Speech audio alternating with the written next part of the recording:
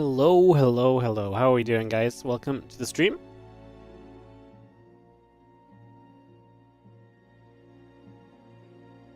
Hope you're all feeling well, doing good, and all the rest of it, as we are going to go into the final day of the Liuli Cup, followed by a bunch of OSC Championship action.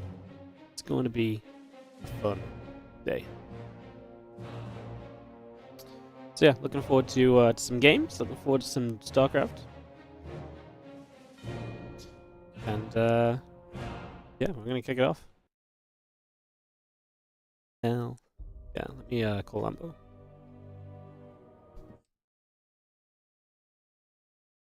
Press the buttons. Hello. Hey yo. How does it feel being disrupted and stormed to death? Yeah, unbelievable. Unbelievable. Feels bad, man. It was a fun game. That was a fun game. Usually we always start a couple minutes late, so this time they were actually on time. Yeah, they've been in the lobby for like 10 minutes already, I think. They were eager to play today after the delay, the 1 hour delay that was brought on. So, but yes, we've got a couple great series here in the beautiful Liuli Cup, and we're going to be getting through them today and figuring out who is going to be the champ. So, I'm going to start off with Seral in the bottom left, a red Zerg player looking to get back into that grand finals again. And he's up against his opponent, the blue Protoss from Seral Gaming. It's Maxpax. You were very excited to see this series yesterday, like to see the rematch of this. So, what do you think the tweaks are going to be from Maxpax? Or do you think there are many tweaks, or is it just kind of a general kind of get a bit more of a feel for how to play that later stage of the game and go from there? I think he's going to be a little bit more cautious in the mid game because, I mean, 2 of the 3 games he lost were to simple mid game timings where he was underprepared. So I think he has to be a little bit more aware that Serral is also not shying away from any of the aggression that all the other Zergs have been using for a while. So I think that's the first week that he should be looking at, and then I hope in the late game that he's a bit more active with the Tempest and that he never ever makes a carrier again. I think those should be the tweaks we're looking at. Alright, fair enough. Awesome. Well, let's see what goes down as we obviously start off with the best of 5 here in the lower bracket final, and then the grand final is best of 7. I don't know if there's a ruling on how the best of 7 starts, if it's 1-0 or not, or if it's just a straight best of 7, but we'll figure that out when we get there.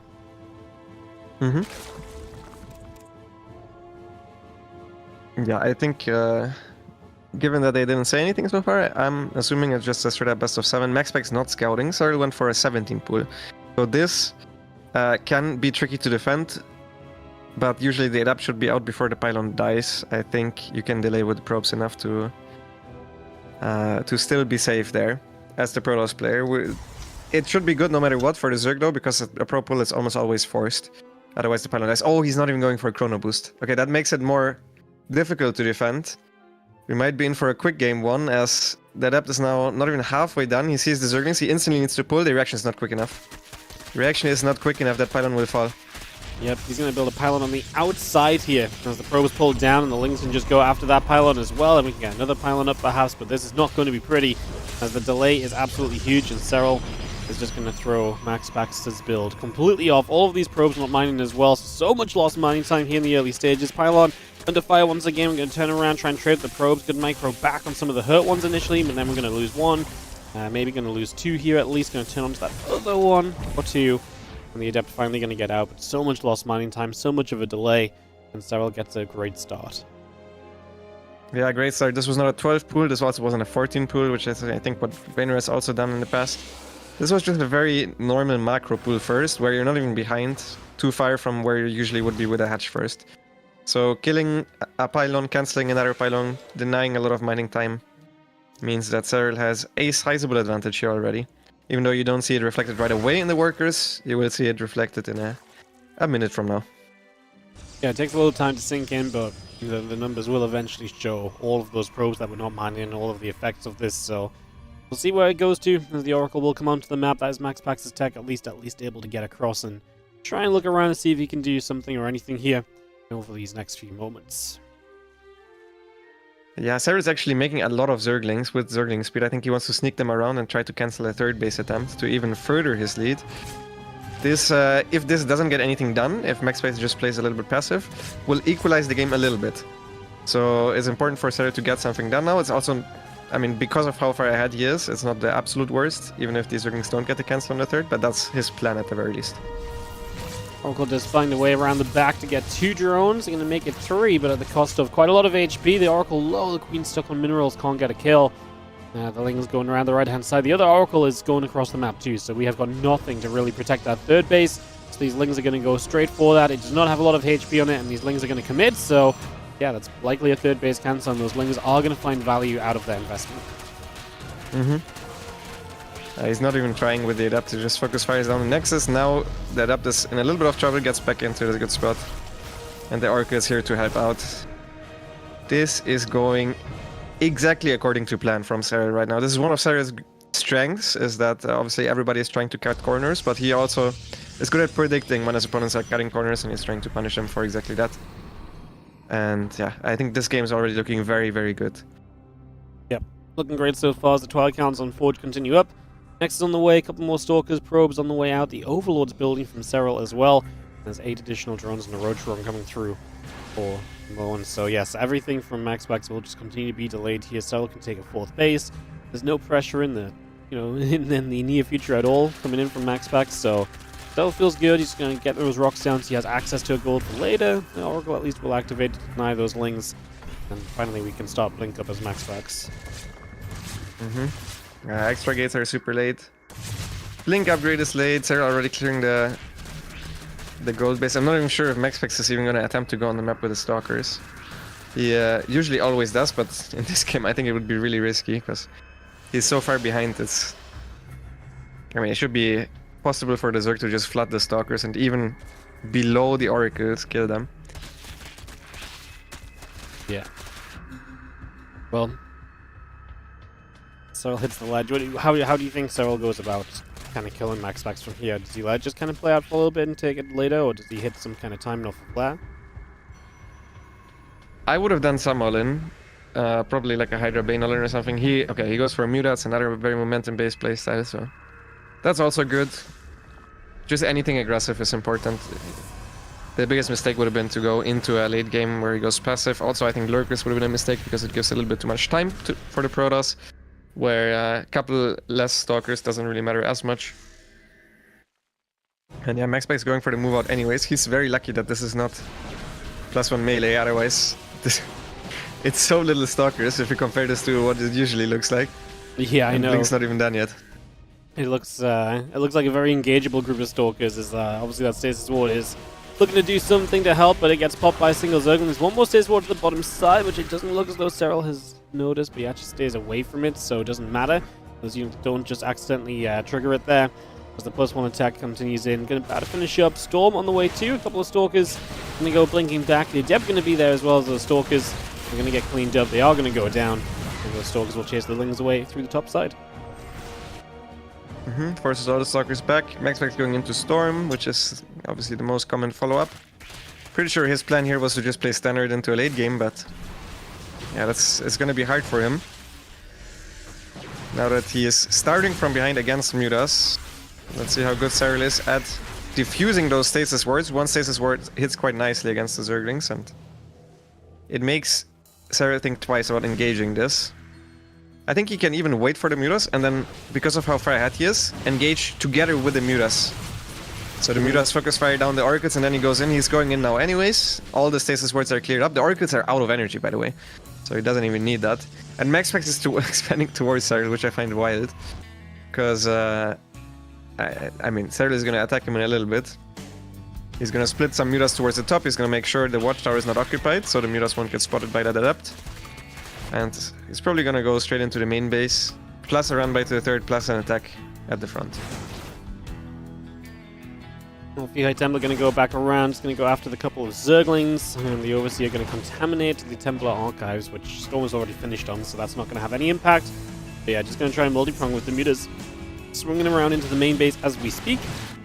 And they're going to find a completely undefended main. So in they go, and now the Ling Roach is going to try and capitalize. Some of the recall and Stalkers get caught. And obviously, that's going to force the meters away, but already one of the defensive tools used early here from Maxpax does drop really good storms. The Stasis actually saves a few lings here, as Seral is just sending it onto that army. Yeah, that Stasis actually helped Serral more than Maxpax. As you said, it saved all of those links and also saved the roaches from a bunch of extra damage. I think the supplies do speak for themselves at this point. If Maxpax had a couple cannons everywhere, and then you can maybe come back from being down 70 supply against like a Ling Roach Muta. But he doesn't have that static defense, so he needs to split his units in order to defend everywhere. Which just leads to this fort base dying, his main army not being big enough to engage the Zerg army. And then when the rest of the Stalkers try to help, the Mutas are going to go in again.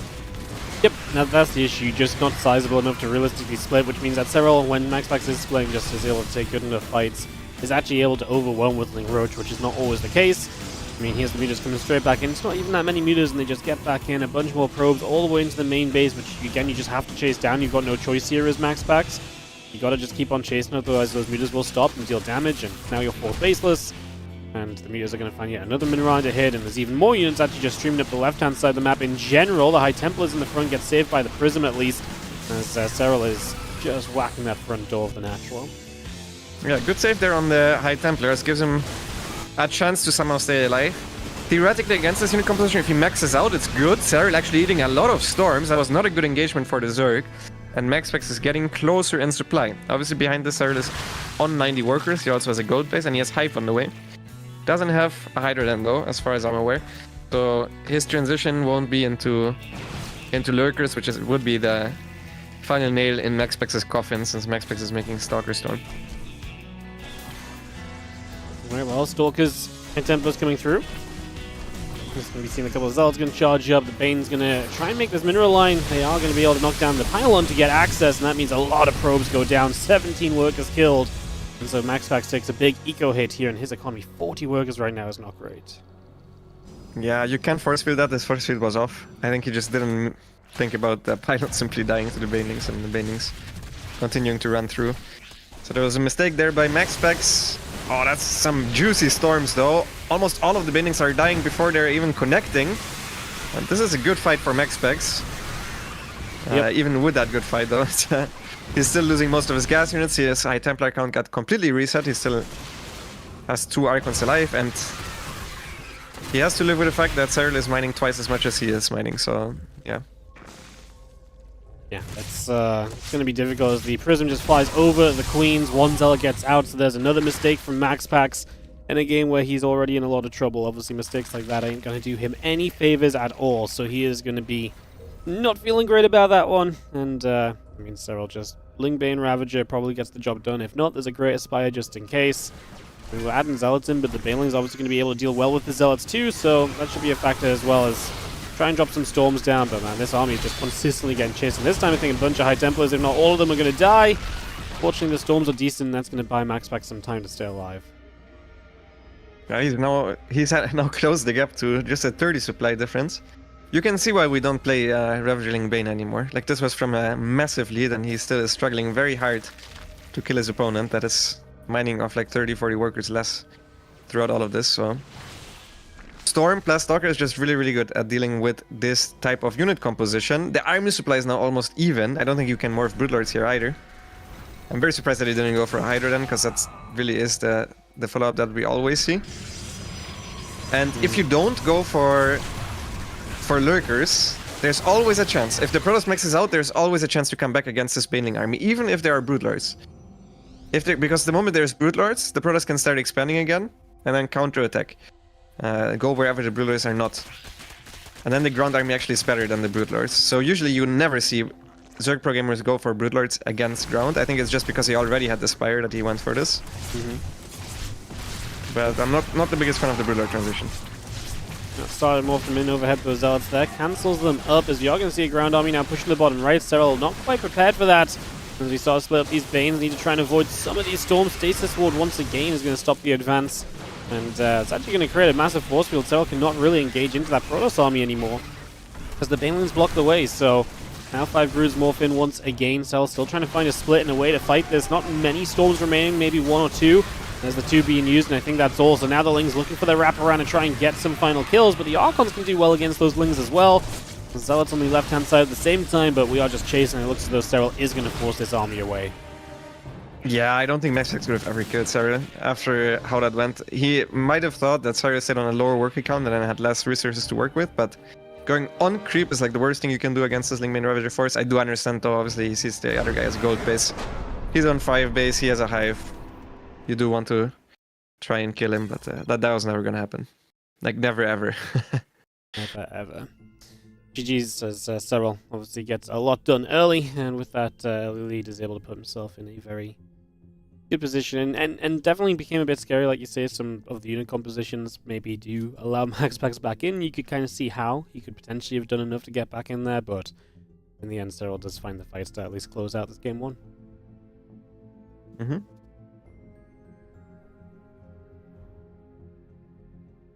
Can you link me the chat channel in-game, if there's an in-game chat? Because now I'm obviously not in the party. I don't have the in-game channel.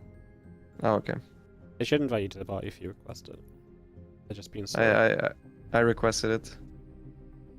Yeah, I think the host's just AFK. Nice. Classic. Yeah, they've not even tried to host the game yet.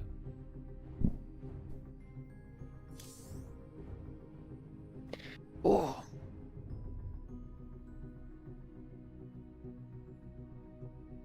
Did you get to see the vetoes? This was probably Maxpax's first pick, right? I didn't.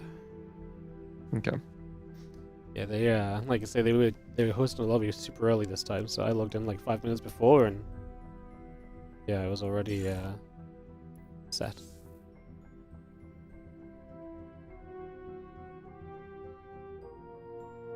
Yeah, I'm still on the wrong account. That's why I also don't have the admins. Apparently, the Edit. admin can't host, create, or anything, so we're stuck. Everyone's stuck. Okay, I'm reloading to my actual account then. If people are stuck anyways, might as well use that time. Yeah, you're not gonna miss anything at this rate. I can promise you that. I'm already back.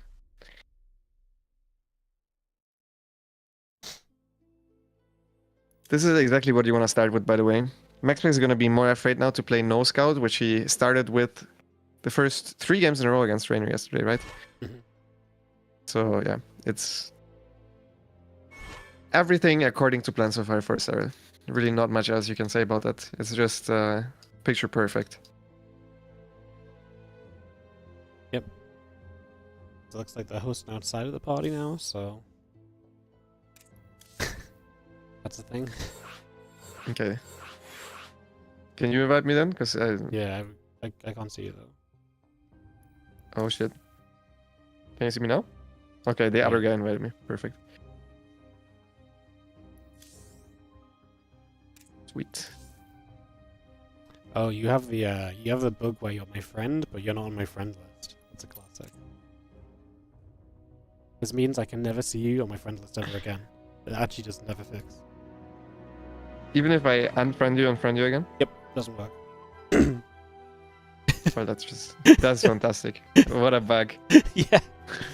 Yeah, I'm slowly losing all of the casters off my friends list over the years. Like, every year I lose, like, an extra caster, so there's, like, one less guy I can just friend list add to places.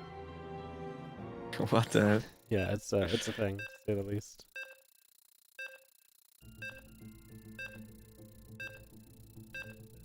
Alright. We are loading in to ley lines for game number 2, as we finally got this one set up and started up.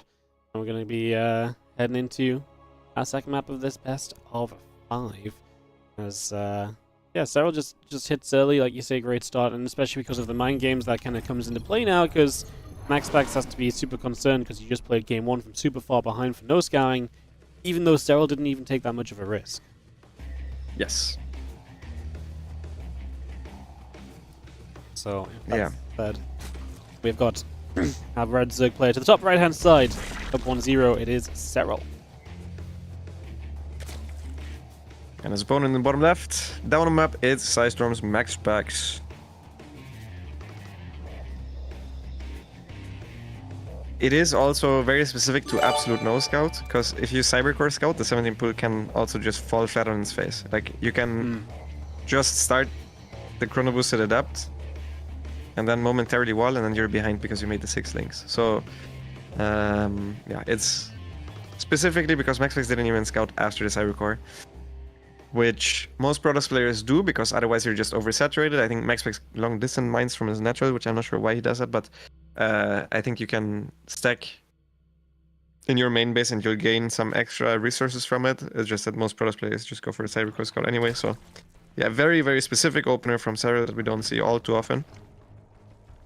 One of my go-to build recommendations for anyone below Grandmaster, by the way, 17 pool, because it's safe against all the cheeses, it's not far behind pool first, and you have some initiative, right? You can throw your opponents off, which is especially good below Grandmaster League, but it also worked out here, as you could see.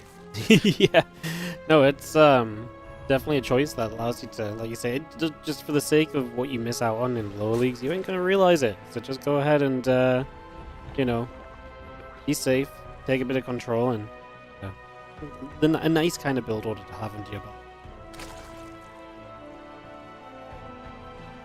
As we'll see what Maxpax would like to do in this game. Obviously, the last game was thrown off super early. This game, he will get a cleaner start. Cybercore coming up, can tech a bit more freely and cleanly here. So, like I say, interested to see if he's going to have anything super interesting planned for a map like Ley Lines, which is pretty standard in general.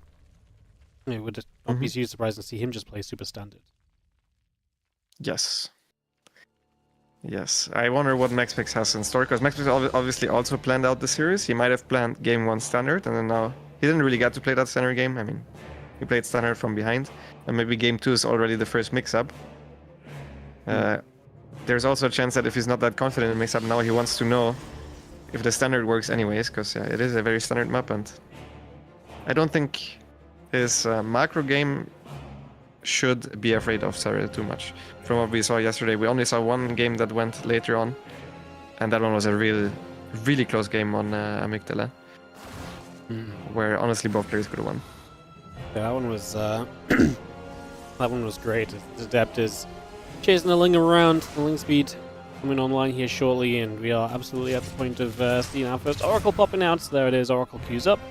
And the Adept just going to go all the way to chase that Zergling down as well. So just clearing up any map presence from the Zerg. And yeah, we go into the Oracles. And we'll see what the follow-up from the Oracles is, because there is a huge breadth of options basically after an Oracle nowadays. Yes. Even though he lost the 2 Zerglings to the 1 Adept, it was still fine for him, because he managed to delay his Zerglings because of that. Since usually you need to make at least 8 Zerglings right away for the double Adept. If you can force the Adept to stay at home, you can delay the extra Zerglings, so even if you give up a Zergling or 2, that means you have 2-3 drones mining extra a little bit earlier. You still need to make the extra links afterwards, but yeah, it's not too bad to give up some Zerglings for that. It's not too uncommon. Serral definitely a big fan of that run by. He does it almost every game he's up against the double chrono boost. And Maxpax now getting already 1 creep tumor, but losing all of his shields. And now the 2 Adepts are going to try to join up with the Oracle, since there's no Spore in the natural. Yep. Gonna get straight over here, nothing to stop them, although also not much to kill. The Queens are going to show up, but the Adepts are going to threaten the Shade into the main base. An opportunity here to perhaps get by and to find a little further damage right from the very get-go, as they are going to get into this main, and the Lings back away. The Adepts in a great position. 5 drones going down already, and Serral is going to take a lot of damage. Big worker pull here as well in the main base. So it's going to be 5 drones, 7 Lings, and workers having to pull away, and we still have Oracles that are active.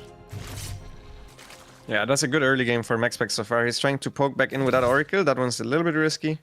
Always going in between all of the bases can hurt. This gas is super exposed, because Serral took the gas that is a little bit... This gas is a little bit closer to the hatchery than the top one, but it's also more exposed against the Oracles, and Maxpax is abusing that to the fullest with killing every single gas run that there was. And that means that Maxpax is entering a much better mid-game now. I think this is definitely a lead for Protoss, where... yeah, I haven't seen Serral lose this many workers in early game in a while, and he's on top of that also supply block at 66. That's a pretty annoying supply block. Because of it, he goes for a hatchery quite early, plus the melee, and the hatchery also won't get cancelled, so at least he has that going for him, but the supply block is still annoying, especially for a perfectionist like Serral. Yeah, he ain't gonna be happy about that one, as we do sit and, well, yeah, have just, like we say, a very good start for Maxpax. Developing out on ley lines. We're going to see 2 Adepts are going to step forward. The Oracle going to activate as well, so we'll get rid of a couple of creep teamers already. And Queen And the other queens will show up to help push the Oracle back. But 2 Adepts get in again. Once more, drones have to pull, and this time it's not going to be as many losses, but it is still drones pulling away and not mining during this time. And the Adepts actually break through the links. They are going to get some more drones still. And good micro as well. It's going to keep both Adepts alive into the main for a couple of extra shots. Doesn't result in any drones, though. Yeah, but good aggression from Maxpax, who's now hitting his own supply block, while there's both players with a massive supply block. You can see that they're really taxing each other, because this is not common. Maxpax will lose at least like 1 or 2 rounds of probes, and Serral's Jones will also be delayed, the extra ones he wanted to make. Actually, Serral already is at 68 workers, so this one is worse for Maxpax than it was for Serral, who's once again transitioning into the Robo and the Templar Archives, and this time he has a real Stalker Force out to apply some pressure.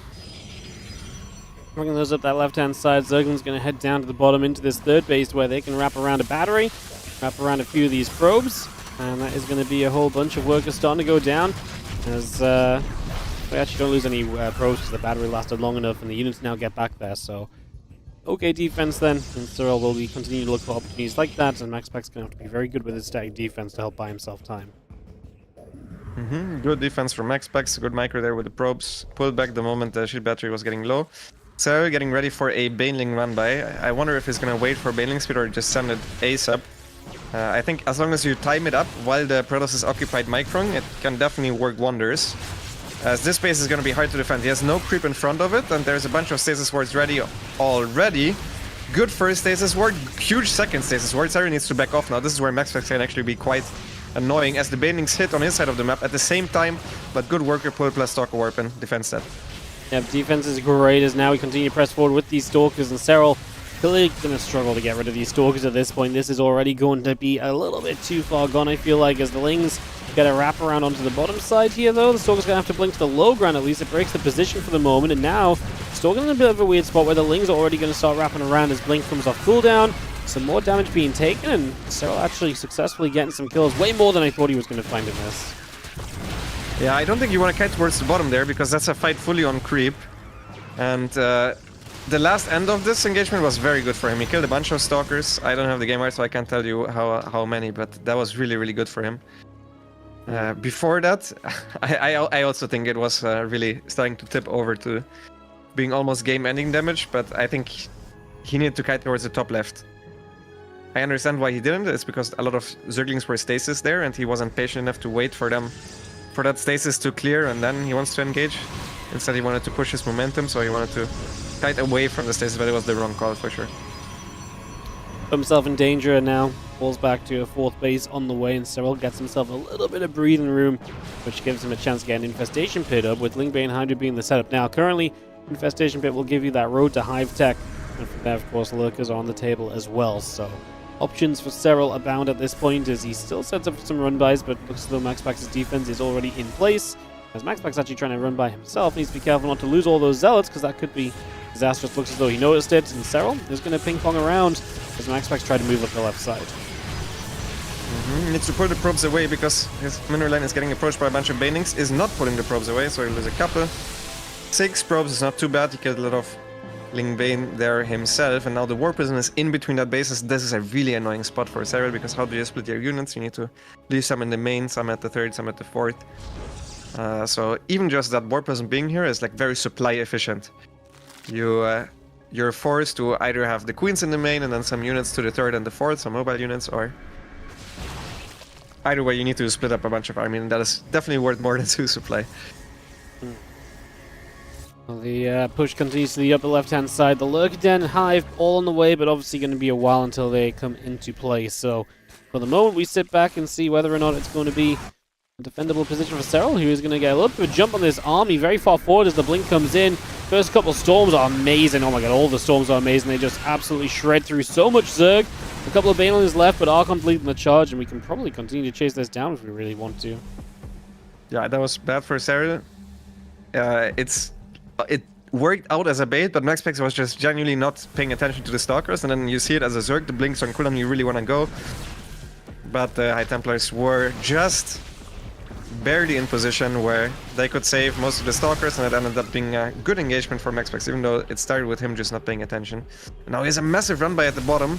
Does he get a good Storm off is the question. He needs to protect the Zealots from the banings, doesn't do a great job of that. The Storm also completely whiffs, but Seral needs to split more units towards that, which means now he'll also have trouble at the top side. A lot of Storms are hitting once again. Stasis Ward saving a lot of the Zerg units, also killing an Archon. That was a funny Stasis Ward. But GG is called. Solid game by Maxpax. Just playing standard. He got ahead in the early game and he never let go of that gas pedal. Just solid, straight up. No tricks, no nothing. Definitely seeing the level of these guys, right? Where the early game advantage does just mean so much, right? Like if you just slip up early, your opponent is just absolutely good enough to pressure that and just to keep it going and to turn it into a victory. And that's what the first couple of games have somewhat been kind of decided by as we get ready for the game 3 here in a few moments' time. We'll see what the map pick turns out to be, and we'll see what we are heading into for what is now a tied-up series here between Serral and Maxpax in the lower bracket finals, remembering that Clem is waiting in the grand final for whoever wins this series. That is what today looks like here in the final day of this Liuli Cup.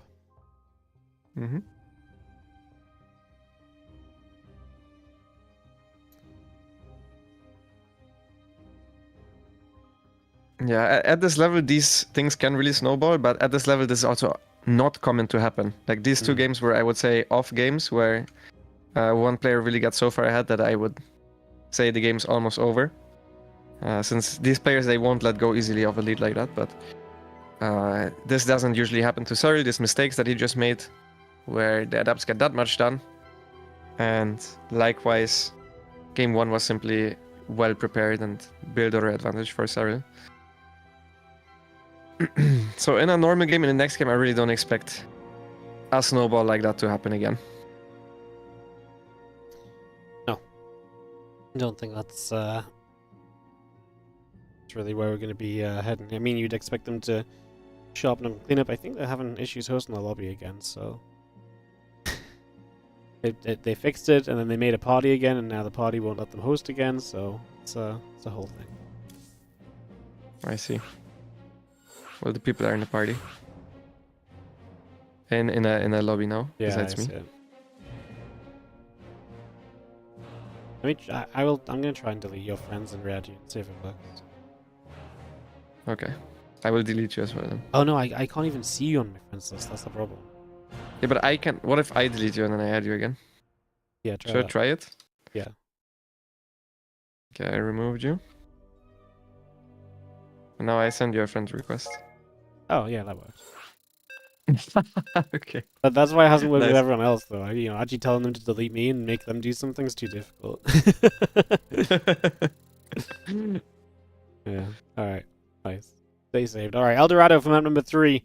Had a great game with Serral and Clem on this map yesterday, and see if Serral and Maxpax can give us a banger. When they played this one the other day, this is when Serral had his map lost to Maxpax when he tried that all in. It didn't work, and he was basically just banking on massive ravages at one point to try and get back in it, which Maxpax didn't allow to happen.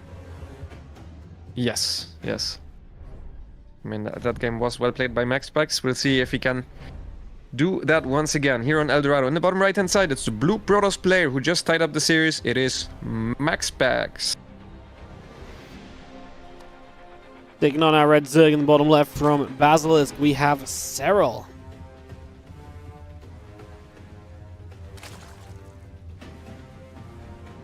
Now, there is one thing that I just saw in chat where Serral is not responding to the good luck fan twice already. That is because almost every player says they're good luck fan in the lobby, not in the game. So it's not BM or something to not say it in game. We just simply say it, and you guys can't see it because it's in the lobby and it's before the cooldown. The moment the game starts for me, it's focus time, and I don't want to talk. I will not say anything. I will not respond to anything. If I'm trying to win, that's the way it works. So there's a couple of players that say good luck fan. I think it's only Maxpax and maybe Harstem. I think those are the only 2 players that actually say it in game. So yeah, it's not BM or anything. Most players just say it in the lobby. I also love when Twitch chat hype analyzes the the things they can see but have no idea about the things they can't see. Yeah. My favorite's when someone no GG leaves the game and then instantly in chat after they're like GG and they just like left too soon. And chat has a riot for the next 3 minutes. Oh no. So VM. Yeah, so yeah. Unsubscribed from this play. I do not like him anymore. No, that's unforgivable. This was a full first again here from Serral. So full first, but this time a scout from Maxpax. So you're not going to see any lings come of this. Yeah, this was an even earlier pool. This was a 15 pool, but Maxpax is having the perfect reaction where you just go for a core before the Nexus, then you start the Adept, and you should be fine. Worst case, you can wall momentarily, which is a third big building, but Serral only went for 2 Zerglings. So he knows this is not going to get much done. He just wants to chase the probe away, eventually take his third base.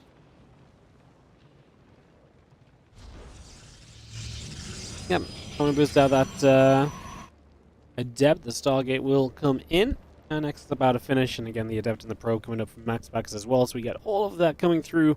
For some early stages, the Overlord going to work down the bottom side, and we got a drone and a second drone going to make their way across to those minerals as well to open up the bottom portion of the map, which is going to be where we are focusing here for some of this early expansion action. Let's see what the Adept gets done. He did go double Adept, so his 2 Adepts, since they were from core first, are gonna arrive very, very early, and Serral speed will be a little bit later than it usually would be. I think Maxpax didn't scout the gas timing, yeah, he didn't, so he does have no idea how fast the speed is. Usually with builds like this, the speed is a little bit delayed, so we'll see how aggressive he is with the Adepts. I think he can, at the very least, shade towards the gold base, be annoying there. As long as the shade reaches off creep, he can finish that, yeah, just like that. Hopefully, as the Adepts will continue to threaten, then they will stick around for a little bit longer. See what they can do, see if anything exciting may come about of this. And yeah, Queen's just going to be there pinging away that Adept or 2. Obviously, no opportunity found for the moment. Of course, it's an extra creep tumor that Serral didn't want to spend, but lost some HP on the Adept, so yeah, nothing too crazy. Serral hitting a small supply block because he didn't anticipate the Void Ray being there that early. So he's a little bit delayed now, which is fine. He's now trying to run by with his Zerglings.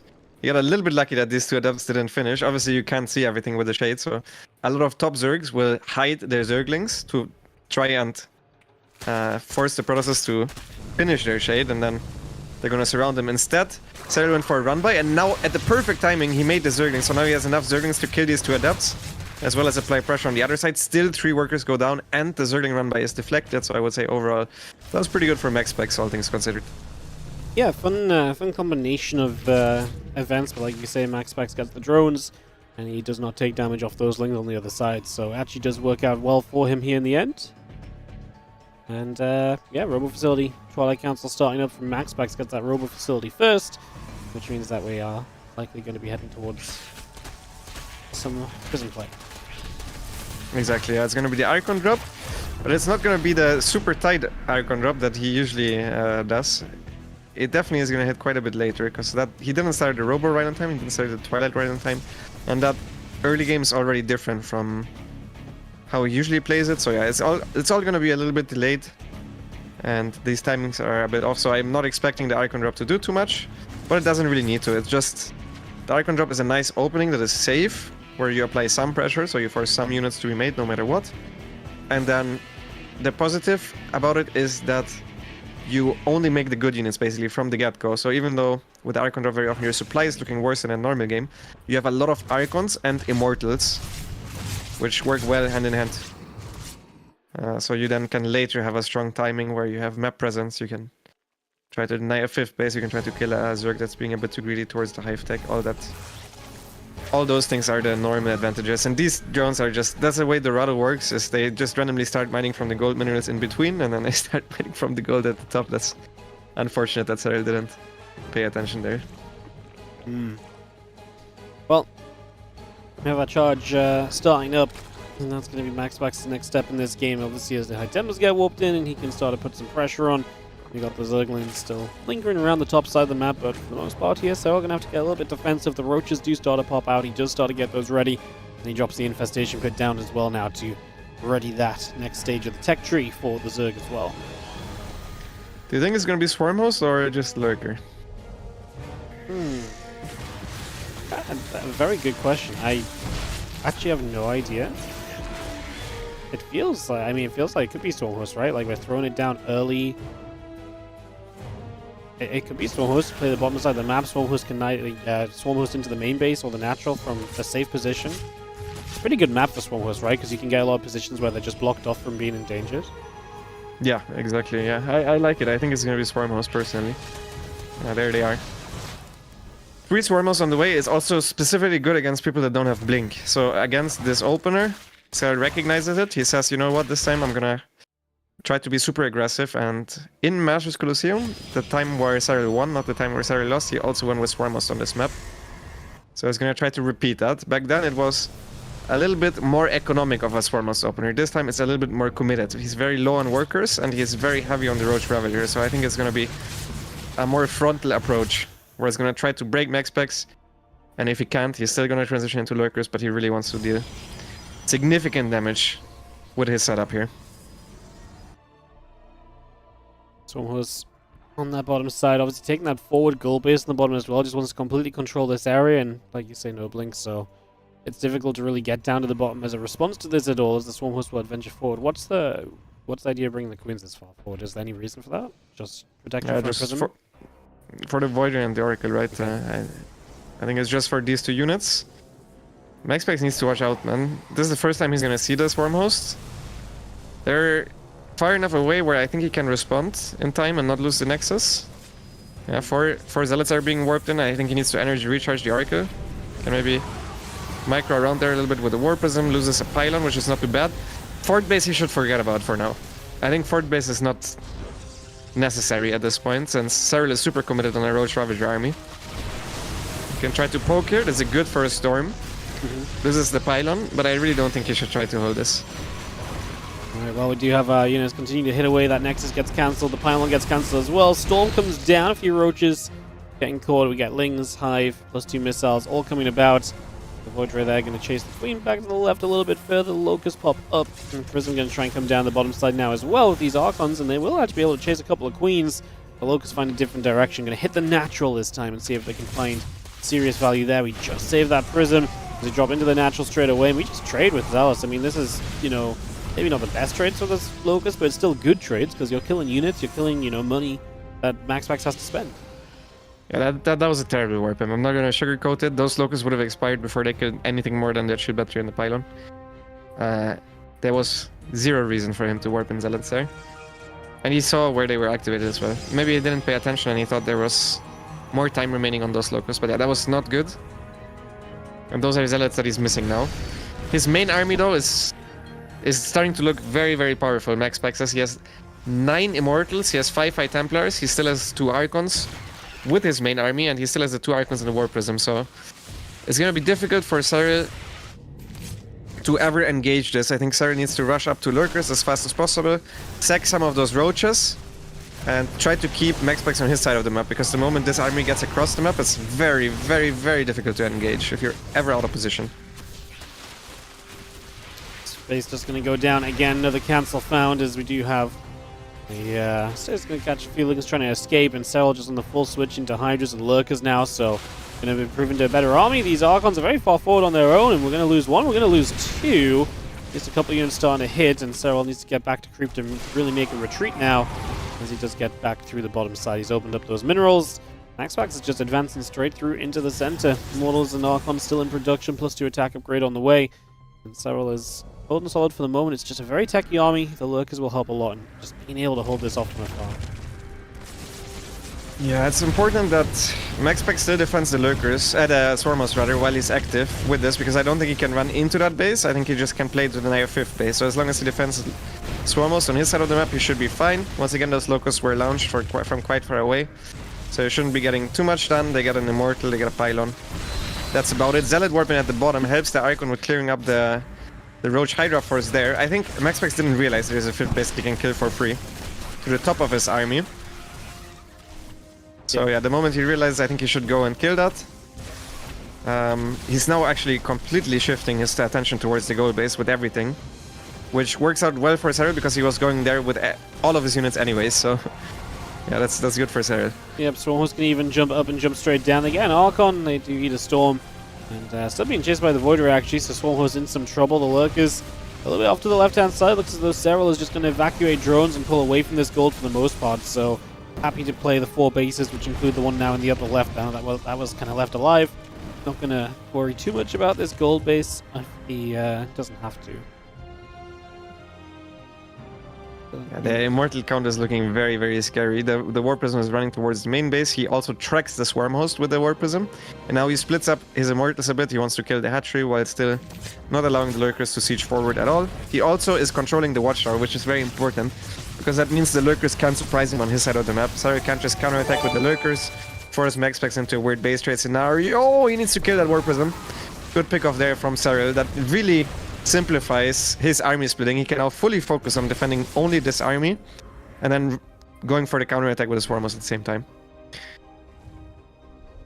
Mothership starts up, the 2 Stargates on the way. A couple of observers coming up as well, as we have Maxpax's army seemingly just getting better and better. So we'll try and take the top left-hand base and expand up there. The Locust going to drop back in on the bottom side. They're going to find themselves as forward base. Is it going to go down? The Locust count dropping. Going to expire soon, but they do get the kill. So the Nexus falls. Maxpax is reduced down to 3 bases yet again. Yeah. I'm mostly worried about Maxpax thinking this is super bad because he's basically at 3 base Protoss at 13 minutes and he hasn't really minded a whole lot from his 4th base. But Seral is super low in workers, which is hard for Protoss to know, right? You can't really know, okay, is my opponent on... Has he been on 80 workers with a gold base and do I need to do something, or was he actually on a low worker count and a high army count? It's difficult for Maxpax to exactly know where he's at, but I do believe that he's actually in a good position this game. Even though he keeps losing the 4th base, he's doing a good job of being on the map with the Immortals. He can deny that 5th base for free once again. And he even has an army split, which just... 5 Immortals and High Templars, I don't know how Seral wants to even engage that type of army, because he doesn't have Ling upgrades, he doesn't have a lot of Zerglings to begin with, so unless he gets a surround, it's difficult to cost effectively even just clear up the 20 odd supply of units. Obviously he gets knocked down. Voidray going to turn onto the Nidus. We do have the Stasis catching a few of those Hydras and the Ravager. As the Lurkers continue to move up, the Niduses will continue to get knocked down here as the Zealots will charge forward. And good defense in the main base as Maxpax not pulling the trigger just yet. Obviously still has himself the economy lead, and he is not been rushing into anything. He's actually going to catch some of these Lurkers on the top side, trying to make a move around. So with a large army on the very top of the map is going to get across again once more, looking to deny this exact base he's denied many a time before. Yeah, the moment he sees the Tempest, he realizes he needs to play to counterattack. He has nothing to even touch a Tempest. So the way he needs to trade is he needs to avoid the Tempest, just slow them down on your own side of the map, while counterattacking with a bigger portion of your army. That has to be the goal here from Serral. He gives up that base. So Serral is back to also 3 bases. His 3 bases are more fresh though than Maxpax's bases. So that's a better trade for Serral. He lunges forward, snipes both High Templars, so still at Storms. And Maxpax is forced to recall there. If he gets an extra Storm off, I think that doesn't work. But he recalls his army. And now his initial 3rd base is starting to be sieged. There is no anti-air here, so if he just recalls the air units, I think he could clear it up. He's now just flying 1 Tempest over, but he used the recall obviously already on the Immortals. Yeah, so he can't. No way to get back easily, as that 3rd base then is looking as though it's going to fall. The Swarm was helping. The one single Tempest is fighting a Hydra, and it will win the fight, although on low HP. But the 3rd base is gone, so Maxpax has got to be feeling like he's in a bit of pressure right now. He's going to mothership into the main base, or at least think about it. He time warps here. We try and lunge through the time warp, get some damage on that mothership. Serral has bought time to get to Aspire, but no gas to build any Corruptors, also still maxed out. Would have to lose units before he can build anything else still. Yeah, that recall really cost him on the couple of Immortals. Because if he recalls all the Tempest and the Mothership, he's looking at 3 base versus 3 base, but he has the better army still. Now he's in big trouble because he's not mining anymore. He only has 26 workers remaining, and he's going back with everything. I hate that. I hate that. He needs to be active right now on the other side. He's basically all in. He needs to constantly fire with the Tempest and force Serral to engage into him. Serral is not that rich yet, which means that if Serral is forced to engage into his army and he wins the fight, he simply wins. So that his one goal should be just hit at the Lurkers from afar. Eventually, the Zerg has to run into you, unless he's winning in a base trade or something. But he's being too passive for my taste here. He's being too passive. I mean, he's sitting back and there's nothing improving for Maxpax as time passes by, right? That's the problem. Like, you're going to try and re-expand. I mean, that's just such a long-term play, and you're going to give Seral all the time in the world to get answers up. I mean, the Corruptors have started to build now, so their numbers are rising. It just becomes very, very troublesome. I wonder what is he waiting for with... He's posturing, but not even close to anything. He's just moving back and forth, very indecisive. Maybe he wants to spend his last couple of resources. He's warping in 2 extra icons now. He's not sure how he wants to approach this. Both Vipers die. Big mistake there from Serral, who thought that army was somewhere where it absolutely wasn't, because it's right in front of his doorstep. And this is where he really needs to go, with the Tempest. Keep shooting, focus fire the lurkers. Just ignore everything else, focus fire the lurkers. One by one. Yeah, if you get rid of those lurkers, your ground army is able to just win out, basically. So that's what our goal is going to be. He is going to drop a storm onto the Hydra to try and step up as well. 7 more Corruptors coming in. Serral wants to fight this air army before his lurker count gets completely demolished. So can he do so? And he's going to lose a Corruptor there in the sky as well. The Tempest is going to continue to shoot from afar under the storm and the Hydras, but they pull back. And Maxpax sits on the edge of this army, looking to see what he can do. The lurkers reposition slightly as Serral has to go. Like you say, if you just let him hit the lurkers consistently non-stop, then this ends very badly for you. So we're waiting for a few more Corruptors, and then we're probably going to pull the trigger. Keep going. Keep going. Why Maxpax, shoot! Why are you recalling? Oh my god. Okay, he's afraid to lose his base trades. You have to keep shooting at the front, my guy. You have 19 workers, you're on 2 bases that are mined out. You have to keep shooting. Your probes are not even doing anything. Yeah. I don't feel any sense of urgency from him. It's insane. Yeah, Okay. It's like he thought he had all day to kind of keep Ken back into this position. Now we're going to be seeing the Corruptors diving. A few Corruptors still alive as we chase down the last few Tempests that are here. A couple are alive on this side, obviously some recalled as well. So we do a good enough job, I think, from Seral as knocking down some of those Tempests, some of those air units. It's going to be much tougher to knock down those lurkers now as we continue to just try and go one way and another from Maxpax very, as you say, casually. Like you say, it doesn't feel like he's felt as though he's been under pressure at all. I think just a lot of indecision here from him in the last few minutes has been very costly. I mean, his army is still good. He just needs to keep going. I also don't get why he recalled the Mothership, because with the Mothership he always can recall back to the front. He also recalled way too many units. Like, all he needs at home is a couple of air units. I mean, please keep going at the front. For the love of everything. The Immortals also beat the Lurkers if he micros at all, but I don't think he has detection. Has to build an Oracle from scratch, so that's going to take a little while as well. It's going to be something that is, just necessary for him, but like you say, have to wait around for it as well, so not exactly ideal. Yeah, now the one Void Ray shows up. I'm not sure where this guy was beforehand, but now there's also a couple of Hydras that went through the Nidus Worm. He's losing one of his observers. He still has 2 remaining. He's on top of Serral's production. This is not comfortable at all for Serral. And it's still a close game. Maxpax's army is insane still. He has a lot of units on the ground to protect these Tempests. Time Warp goes down, I think, preemptively. I don't think he needed that yet. I still prefer Maxpax's army. I think Serral should maybe try to full-on base trade. He's sending the Hydras forward. Use the probes. Use the probes, Maxpax. He's GGing out. Okay, was that lost? I'm not sure. That one I'm gonna rewind. I think genuinely Maxpax was winning until the very last recall, and then he stops doing stuff. Because I don't think Serral could have killed his army, like, ever. I think Serral's only chance was to base trade. Yeah, his army just looked very good, obviously. Clearly, it was looking pretty great, so... Yeah, kind of a wild set of decisions over the last few minutes that just lead to Maxpax feeling the need to GG out, and... Yeah, rough one to watch. Oof. He had recall coming on cooldown. I mean, the moment he recalls, he's probably dead. But he was still alive. I understand the GG. I think Maxpax was winning for 90% of that game, if I'm being honest. But I mean, well done from Serral to pick him apart there, to make him feel like... he made Maxpax feel stressed. There's no other way where this ever happens. Yeah. I think Maxpax just did not know the situation of the game well enough, right? To think clearly and to make good decisions, because like you say, it seems so obvious from our point of view to be like, well, look, you got Tempest. He clearly can't fight the Tempest. Why would you not continue to get free damage done with those, right? So Yeah, GG's, and we get ready for game number 4 already, which will be on Ultralove. Maxpax has to mentally reset from that one, and we load into Ultralove here to head into this 4th map. Maxpax was worried about Sarah's banks as the Twitch shot. See, Wardy said it quite nicely, where his position wasn't improving ever. Like every second he was waiting was bad for him because he wasn't mining. Like at latest at that point, you have to understand that you have to start going. Because legitimately, every extra minute that he gave Seral was huge for Seral. It was extra resources that Seral was mining and Maxpax wasn't mining. And it wasn't like Maxpax had a huge bank that he still needed to spend or something like that. So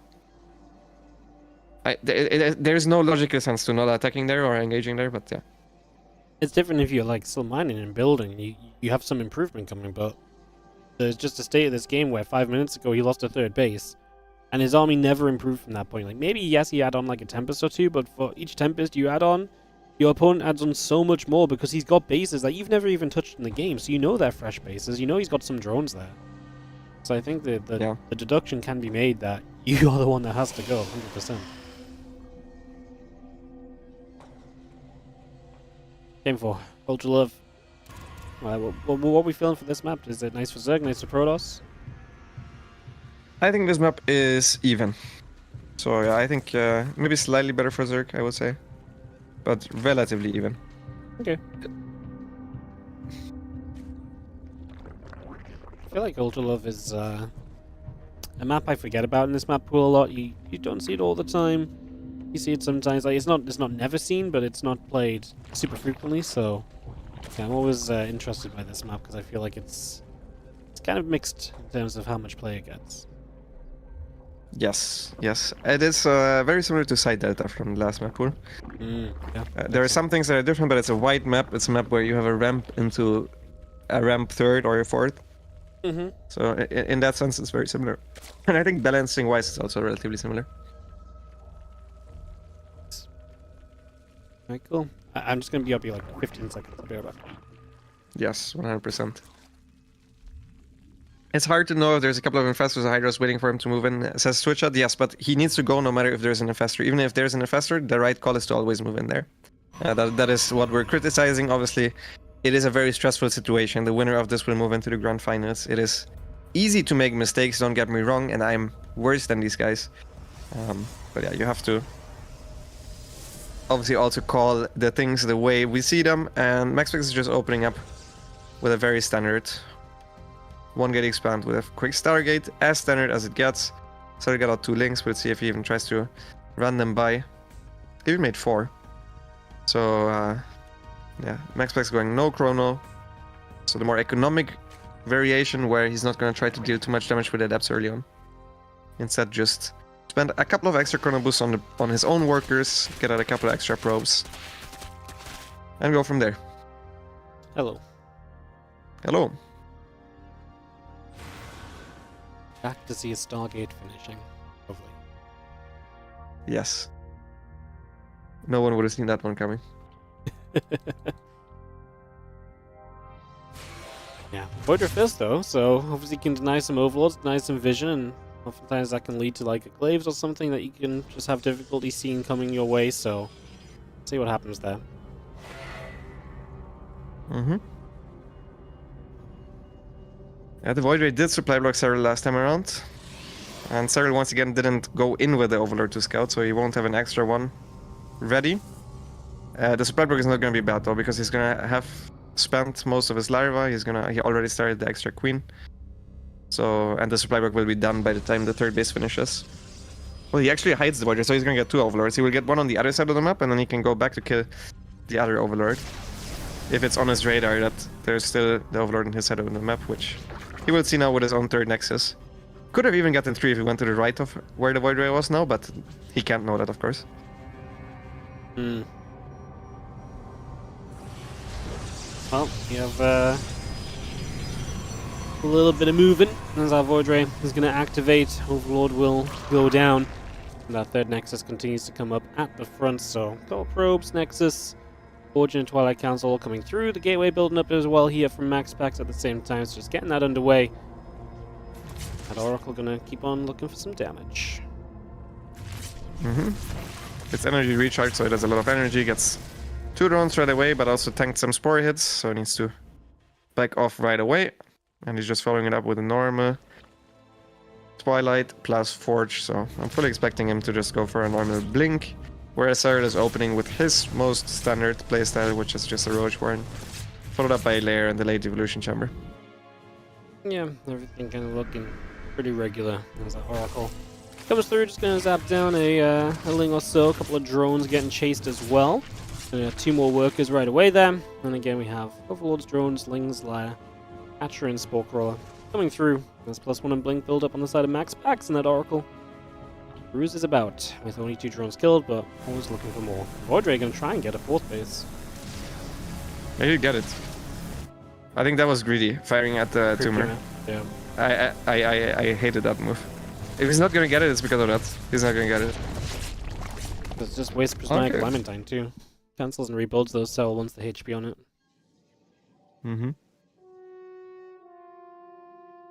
I mean, now he basically did it perfectly because he got both the tumor and the hatchery, but I'm not even sure that...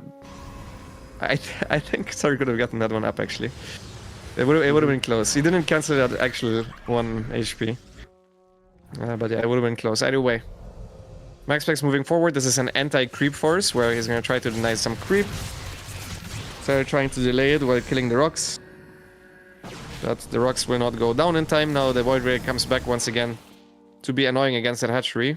I think he should use Revelation there against that tumor. Yep.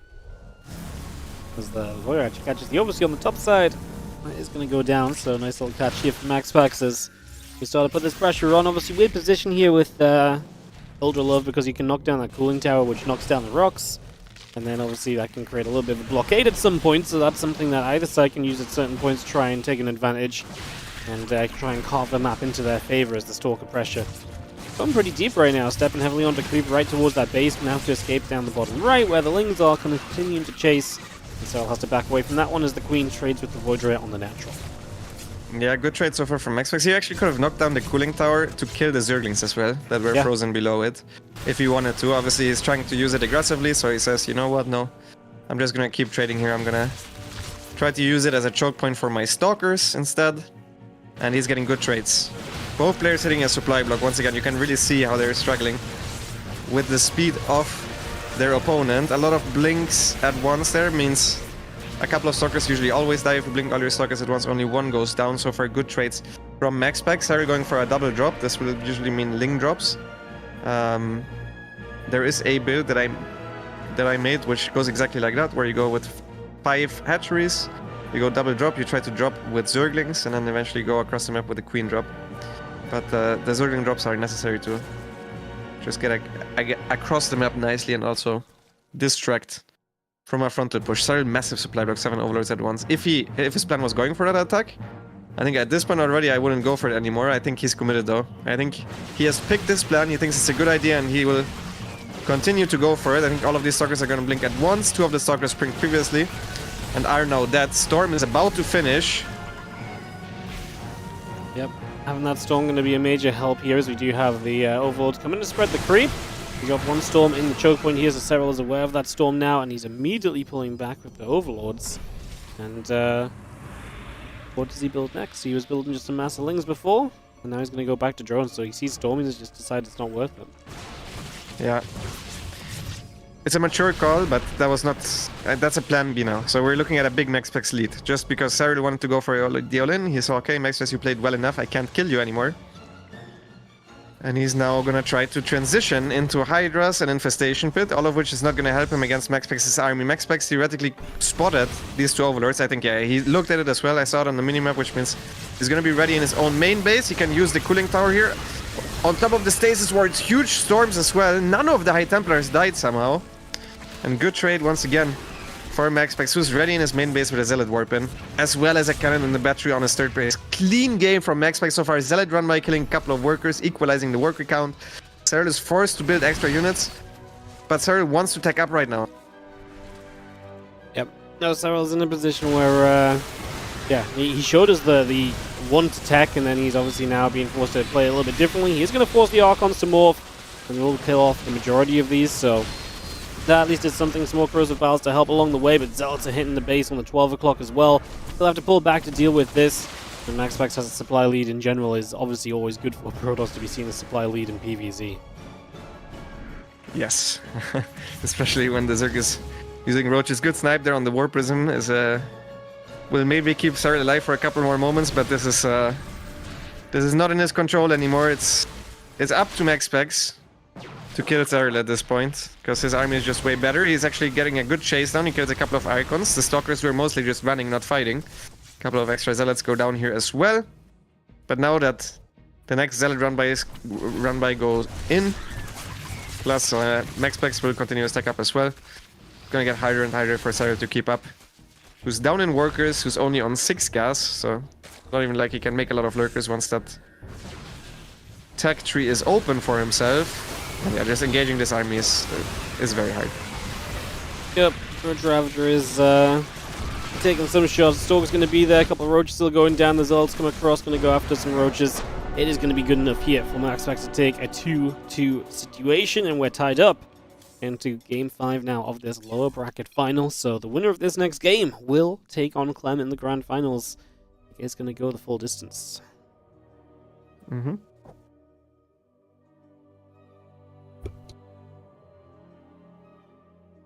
Who do you want to see in the finals?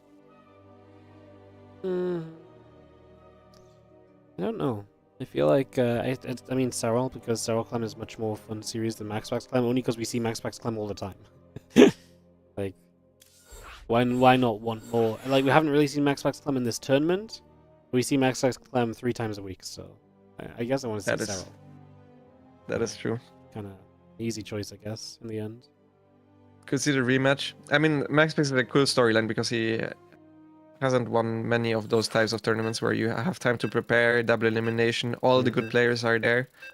I think he won maybe the Pigsty Festival, or what it was called, which is similar to this. But other than that, most of the time he ends up in second place when he plays these tournaments. Most of the EPT Europes, he also got second place, where he lost to Clem in the final a couple of times. But yeah, the match itself, if I disregard the storyline, I would also rather see Seral against Clem, and I'm obviously biased because I'm a Zerg player. I always want to watch more Seral games, so yeah, I think that as well. I think that's what it comes down to. It's like I think the story is actually pretty cool for Maxpax Clem, but it's hard to not say you want to watch Seral Clem. So yeah. Bottom right side, Whispers of Gold, fun small map to close out this series. We're going to have Maxpax, our blue Protoss, in the bottom right. And his opponent in top left, representing Basilisk, it's Serral.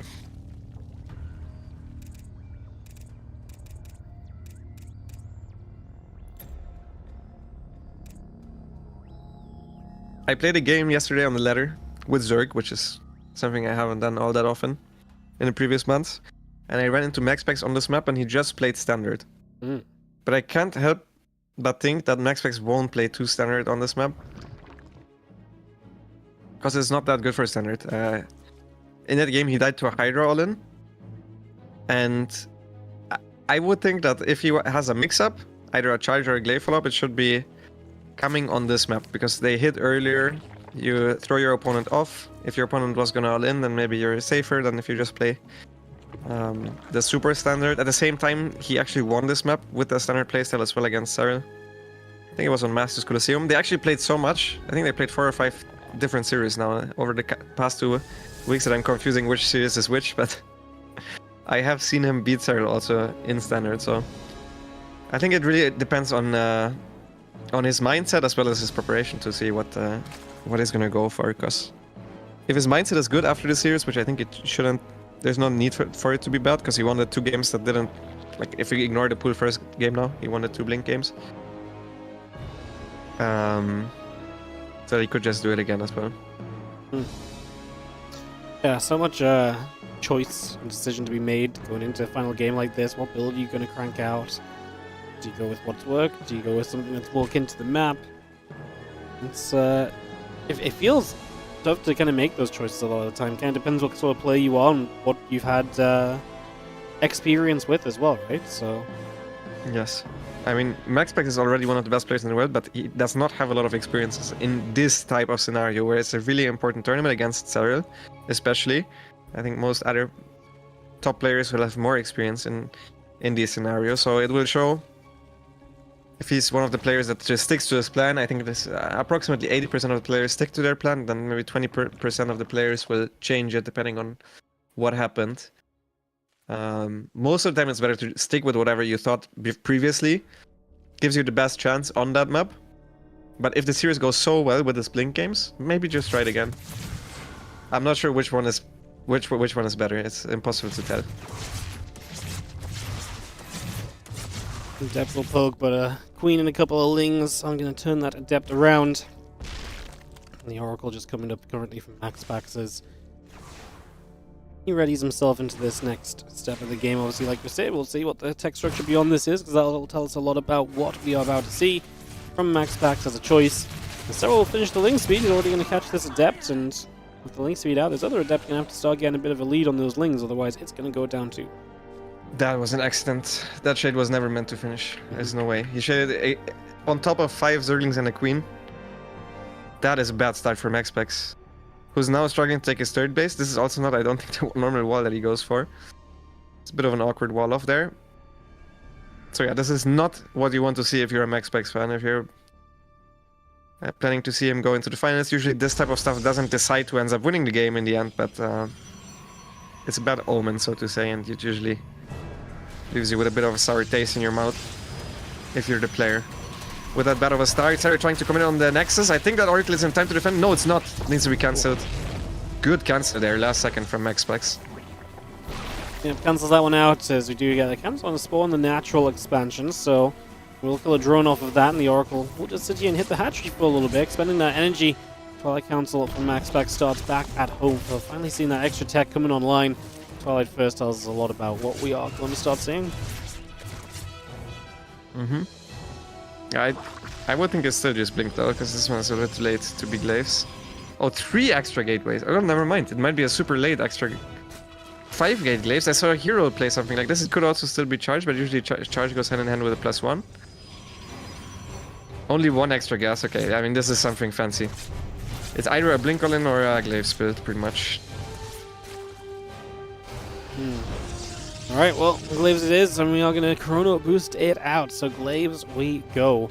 As Serral starts up the Roach run right now, and should have that available to start producing roaches fairly well-timed for the Adepts, right?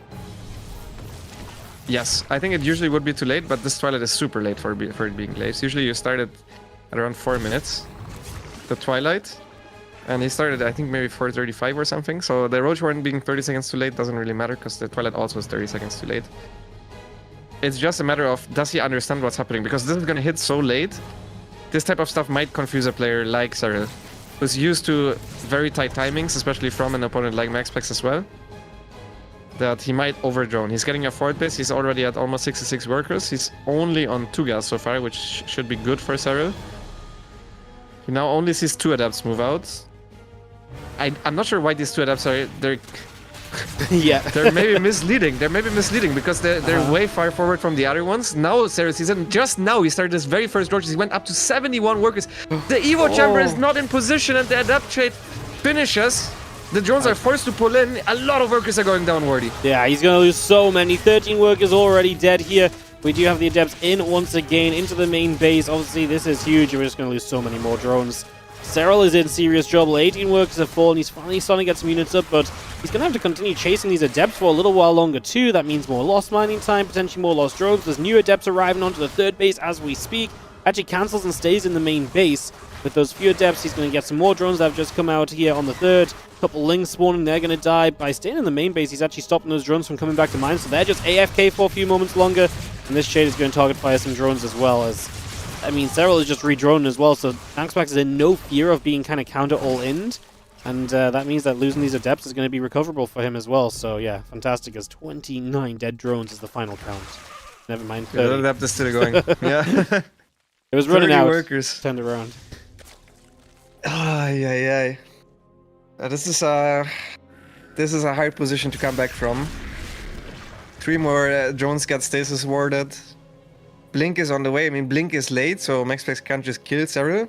Is I guess the good news. So Serral is allowed to remake workers for a little while, but he also doesn't have the perfect tech to go up against the Blink Stalkers afterwards. He's trying to go into an infestation, but if Serral comes back, it needs to be later on in this game. He needs to be solid defensively. The game's not over yet by any means. Because Maxpax did lose a lot of adepts for this, but Maxpax definitely got himself into a lead. Yep. Absolutely. As our Stalkers there going to turn the Lings around. Couple of Ravages coming up, the melee upgrade coming through. Hydra Den is about halfway done. The Hive also building. Seral just able to try and get back into this, but as Blink finishes, Storm starts. Maxpax can keep on applying pressure, get Storm up, and again, his position in the game is going to be extremely solid. Yes, it's important that he keeps applying the pressure. With the moment Blink is done, his upgrades are not great, but even just with the Stalker numbers, he should be on the map. He has Oracles with high energy to save them from any surrounds. Misses the Cryptomer there with the Revelation, that's a bit unlucky. Or probably try to kill these tumors as well. Double Adept run by, Serral is ready for it with his Zerglings at his own third base. He has a lot of units here, but these should be pretty much free trades. The Stalkers should not go down at all. And yeah, he also has a lot of Stasis Wards to fall back on. 4 Stasis Wards in the back. Serral actually diffuses 2 of them in a very, very cheap manner, and this is fully on creep, which is uncommon for these Stalker engagements, so it looks much different from what you're used to, even though this is not +1 melee yet. If this was +1 melee, by the way, would have been a disaster for Maxpax. He's lucky that +1 melee was 10 seconds too late for that engagement. But Serral keeps himself in the game, keeps himself alive. It's still gonna get harder from here because this is where the High Templars are gonna start joining. Yeah, no, I mean, Storm comes up and then Serral's going to have an even tougher time. Trades are going to go more in favor of Maxpax. As Serral just tries to rush to those lurkers to try somehow, some way, give himself a chance to step back into this matchup. So, see what we can do as the Stalkers and High Templars, the Oracles, all going to come moving up, and away they go. Yeah, this will be the scariest couple of moments. If his lurkers get up, he should be fine against Maxpax. Good Storm there on the Zerglings. Zerglings trying to surround from the bottom. Good pullback. Those all would have died.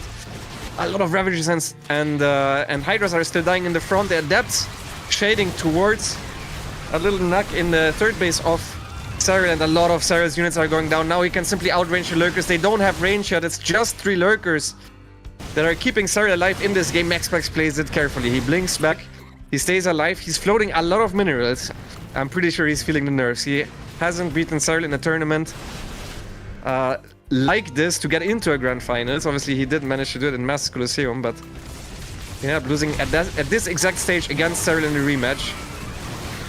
Yep, as the High Templar is going to have to morph into Archons there as they storm on top of themselves to try and protect from the Zerglings that are nearby. The Lurkers will take a chance to burrow up.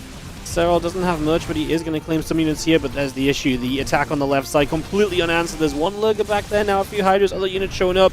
That's going to weaken the right-hand side as you blink on top of the Lurkers. Both go down, and Maxpax just continues to push on through on top of that base. A few Lings come in from the backside. They're going to get cleaned up as well, and this is looking more and more as though Maxpax is going to take it down. He's got a Fleet Beacon on the way just in case, as Serral gets a few more Hydras and Lurkers up. I mean, the supply advantage is there for Maxpax, and he's going to be feeling very good about where he sits at the moment. Yeah, he's in a good position. He still needs to finish it though. We have seen some come back from worse positions. This one is really good though for Maxpax. He's taking a 5th base behind this. The Lurkers are slightly out of position. Serral is having a hard time because he doesn't have enough units to split his army against what Maxpax is offering. But yeah, I mean, so far he's trying to stabilize on 4 base. He's trying to fight for the life of him. And with that Zealot run by, plus the War Prism into the main base, plus these Lurkers being exposed, he jumps on top of the Lurkers. All Lurkers go down here at this base, which means now his 3rd base is going to be exposed again. These Lurkers brought a little bit too far forward for my taste. I think Maxpax has it. Yep, game is called GG, has said, and Maxpax is going to take down Serral in the lower bracket final. Revenge from the winner bracket is found here today, and Maxpax will get to go to the grand final to take on Clem in a best of 7 PvT. Yeah, well done, Maxpax. He can be proud of himself. And he reached another grand finals where the final opponent is waiting, the man who has denied him a win in a premier event of EPT Europe, I think twice already. Yeah. Awesome. I mean, Clem Maxpax, obviously, like I said before, Nassim, Serral, Clem is always amazing, but Do you think there's something about not having seen a Clem Maxpax series in this event yet that kind of gets me a bit excited too? So, you know, in a little bit of a different vibe, a little bit more on the line than their usual meetings. So, very exciting. Yes. I mean, these two play each other all the time, but they might have saved something for exactly a moment like this, where they also didn't play in Mars Colosseum, because Clem lost in a group stage. So even though Maxpax got fired there, Clem didn't. And this is the first time in a while where they face each other in a very important tournament. So if they had anything saved up, their absolute ace strategies are going to come out here, which I think still makes this quite exciting. Yeah. No, very cool stuff, as we'll be having that best 7 coming up. I don't know if they're going to take a break. Probably a few minutes. They're going to do vetoes and stuff as well anyway. And then we'll be able to get into that Clem versus Maxpax series. So the best of 7 coming up in just a few moments. Take a couple minutes to get that ready. I'm gonna be. I'll be 1 minute while they're still while they start vetoing and stuff. Okay.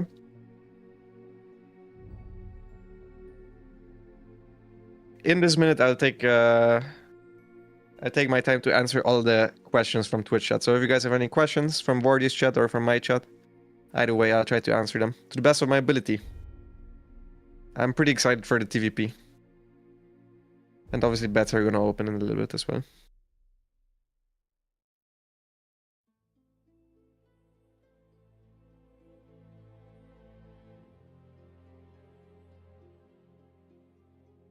What is the best fruit? Best tasting is a different answer for me than best fruit itself. I think best tasting for me is like a strawberry or a nectarine. I think these are my favorite. Best fruit overall, I think, is a banana because it gives you energy. It's a quick. I think banana is a quite a nice snack in a lot of scenarios.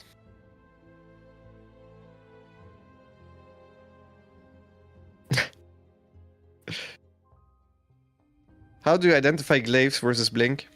The way you see it coming is usually you check the front, you will see a lack of stalkers, and if you see the gateways warping in while the stuff that's being warped in is hidden, that is a big sign for it being targeted into glaives. So you need to make sure that you're active with your Zerglings on the other side of the map, and you constantly check the warp gates as much as possible, and you make sure that you see if there's any stalkers being warped in at the third base. Obviously, Protoss can also hide the stalkers, but most of the time they don't bother to do so because it's hindering their ability to go out on the map with the oracles. If they're trying to hide the stalkers, then they have nothing to defend their third base with, only like 1 or 2 adapts. So then your Zerglings can be more annoying in between the bases as well. So it's all about being active with the Zerglings on the other side of the map. And then even if you don't scout it, if you have your Roach Warren on time and you have Overlords, if you scout it the moment it moves out, usually you're fine. If your response is perfect. But yeah, he definitely saw it too late. The two adapts made it very hard for him. Because he didn't quite know if those were just normal to adapt, which Maxpax has used in previous games as well, or if that was actually part of his glaives. Why don't people get Burrow to heal up their roaches after tanking a couple of storms? They regen so fast, I don't know why people don't use it to heal their roaches, because roaches are pretty bad in general. You can use it, but usually we're gas starved, and usually you don't even want roaches in that stage. I guess in the night, if you play Roach Ravager Swarmos, you could do it, and it wouldn't be that bad. But in a normal game, you don't want to make that many roaches to begin with, so. Maxpax is strong right now. How strong is he? Where would you put him in the world ranking? I would put Serral, Clem, and Maxpax. Serral, Clem, Maxpax, Hero, I would put top 4. I'd probably put Maxpax at... It's hard to say, actually. It's very hard to say. Between these 3, the top 3 of this very tournament, it's very hard for me to rank them. I will probably put Hero 4th. And then the top 3, I don't want to... It depends on who's playing against who. I think Maxpax is quite solid. Clem, I would put Clem on 1 if it wasn't for him being bad in TVT. I would put Clem at 1, but he's bad in TVT. Like, we can't just ignore that, so... obviously, his PVT seems quite good as well. So, I don't know how much that hinders him. No Korean in top 4? Yes, Hero, I think, is in top 4. Maru, I don't think is playing right now, so... Probably right now he's not in top 4.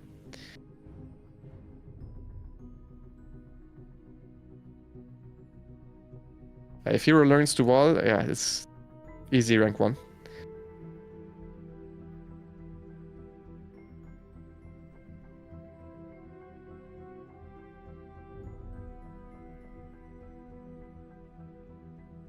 We didn't specifically talk about the carriers, but he talked about. Well, he was just personally unsure of what to fill the last couple of army supplies out with. I think he just thought carriers would be a good way to make his army stronger, or one part of his army. Is my assumption, but we didn't talk specifically about the carriers. What would you like to see in the next map pool? Just new maps. As long as it's new maps, I don't care too much. I would like to see a good balance of maps that have maps that are not super imbalanced for one race. That's my first criteria, and then after that, I don't really care too much anymore.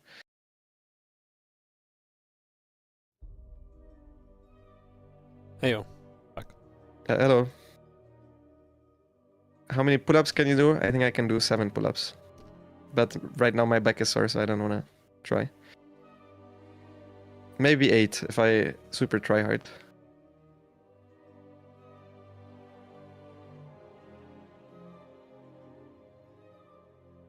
Who has the cuter dog? They're all the cutest, obviously. It's not a competition. That's true. All the dogs are cute. Yeah.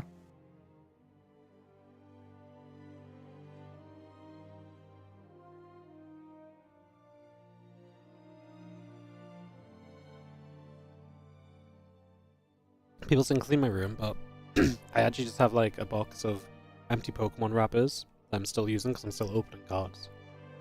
So it looks really messy. That's all it is. Oh. I love that your dog's on your stream. Lumi just now came as well. She's only here because I got some snack, so she's just seeing if she can get lucky. Ah, okay. It's honestly the only time she ever comes in. If she comes in for any other reason, I get a little bit alarmed because I'm like, oh my god, what's wrong?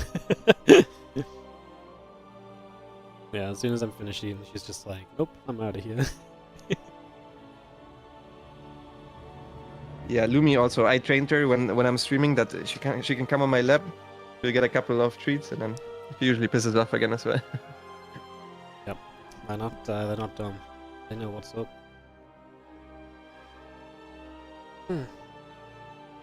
Looks like Sarah's dog. It does a bit, yeah. Wait, I'll be AFK for a bit. I'll get a snack. I don't think there's even a party yet, right? Yeah, I don't see anything going on. Yep. I don't know if they have like a specific amount of time for break for Maxpax before he plays the finals, but yeah, nothing's happening right now. There is okay. Maxpax and Clem are in a party, but no one else is, so we're good for a little bit. We are good for a little bit. So yeah. Hope everyone's doing well. I just want to say from my side quickly as well, thanks to everyone watching on the YouTube stream. We peaked at 900 YouTube views today already, which is pretty insane, so hope you guys are feeling good. Don't forget, wherever you are watching, be the likes, subscribes, the follows. You know, my amazing skill in the downtime is selling out, so while Lambo answered all your guys' questions, I'm just gonna sit here and sell out apparently. You know, just worth mentioning because the YouTube's popped off the last couple of days, so say that quickly. Does she catch sticks a lot? When you say catch sticks, you mean like she likes eating sticks, and if I threw a stick at her, she'd try and catch it before then eating it. But I wouldn't throw her a stick because I would not like to encourage her to take a stick because she likes to eat them more than she should. I'm back. Hello. Yeah, she eats sticks. Like, just straight up. She will eat them, break them up, swallow it. Like sticks from a tree? Yeah. She just loves it. She just loves it. Trying to eat anything, actually. Like, it doesn't matter how much we train her. Like, she's gotten much better, but sticks is one she always goes back to. And if she gets into like a stick mood, she will just find a stick and try and eat it, and then run away if we try and get it off her. That's cute. Yeah, it's cute until she's eaten half a freaking stick. Like, yeah. Yeah, she's very. She's got quite an attitude. My dog, actually. She when she wants something, she doesn't get it. She really she puts like a huff on. Like, she gets upset. There's a lot of attitude. Yeah. Our second dog also has that. Funny. We once thought he might have eaten a sock because my girlfriend swore she saw a sock and then she turned around for a bit and then all of a sudden the sock was gone. And the dog was right there. So, but apparently for Doberman it's not the most uncommon thing to happen, and he was fine afterwards. So Socky. he's an everything eater.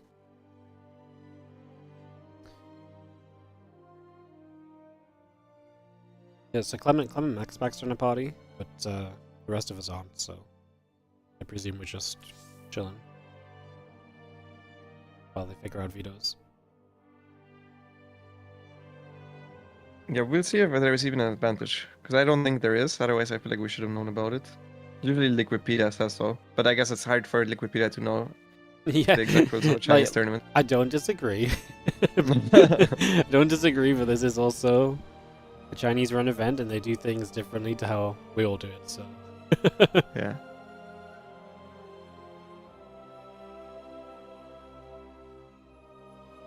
yeah, it's definitely a. You never really know what's happening in these events. I mean, this event alone has had like 7 different schedule changes, so the rules do not apply. Today was because of Maxpax, though, actually. Yeah. Maxpax couldn't start that early. Which I'm so curious by what he had on a Sunday noon. I'm really curious, but yeah, I don't know. Maxpax has this quite a lot where he's just like, a lot of the time he's like, yeah, I can play whenever. And then sometimes he's very specific, like, I can't play on this day at this time. And I'm like, oh, okay.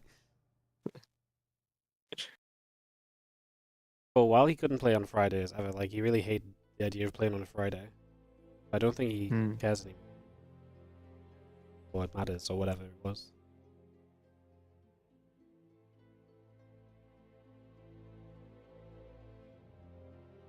How many minutes for the final? Yeah, we don't know. We don't know. We're just, I think, waiting for them to veto and then it's gonna start. I'm not sure if they're giving Maxpax a break, but I don't think he even wants or needs one. The way I know him, I think he's just gonna keep going. Yep. At this point, they've had a break anyway. It's already been 10 15 minutes.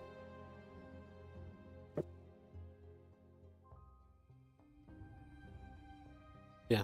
It's already been a little bit. That's okay. Get to the best 7 reds ready.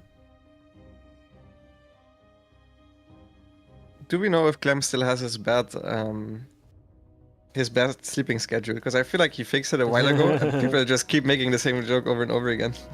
Yes, I mean it's still bad, but he told me that now he learned he can stay up till a certain time if he has to wake up for normal tournament times. So now he only goes to bed at 4 instead of like 5 or 6. Okay, that's still bad, but it's an improvement. Yeah, like I think 2 weeks ago he didn't check into the Monday Cup, and he messaged me like 5 minutes later. He's like, "Oh, can I join?" I was like, "Oh, it's too late," and he's like, "Oh, I slept in." So yeah. Okay, never mind then. So yeah, I mean he's still waking up after midday, unless he has to wake up earlier. You can tell as well, actually, when he first starts playing, like if he plays at like midday, 1 PM, you can tell he's just not as good as he would be if he played 3-4 hours later. It's absolutely noticeable. I wonder why he stays up that late. What does he even do at that time? Play Counter-Strike or what? Just plays DJing games. No? I mean, I used to do this as well. I also used to stay up like all night and wake up early to cast and stuff, but like, I just used to play like WoW or anything really, like, just playing stuff, I guess. Oh, we have a lobby. We have a lobby. Huge. Ultralove. Thank you, Gnoy, for gifting a sub, by the way, to both mine and chats. Wardy's channel. Yeah, Hell yeah. that's awesome. They should add a feature where you can like if someone's like streaming like this, you can like gift a sub and like to each stream, like as an option, right? Because I imagine that's like you manually go to each stream and do it. But they should add that as an option. I think that'd be cool. It would be cool, yeah. Could I take a shower until the first game starts? Probably not. I'm imagining it's gonna start in 1 minute. Yeah, now that we're in the Depends lobby. on how quick you are.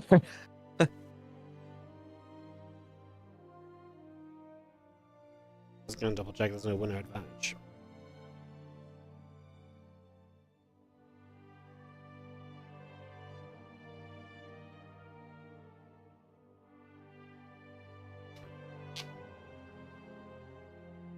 Cool. No advantage. So just a clean best of 7, which is kind of what we expected. Mm-hmm.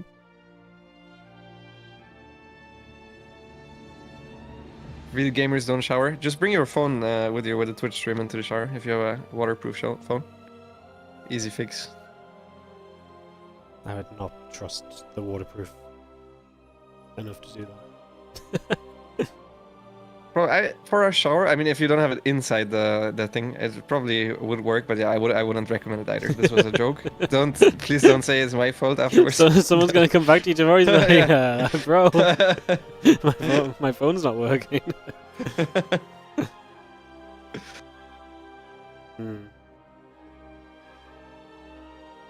Clem has a sound issue. It's the only reason we've now not started.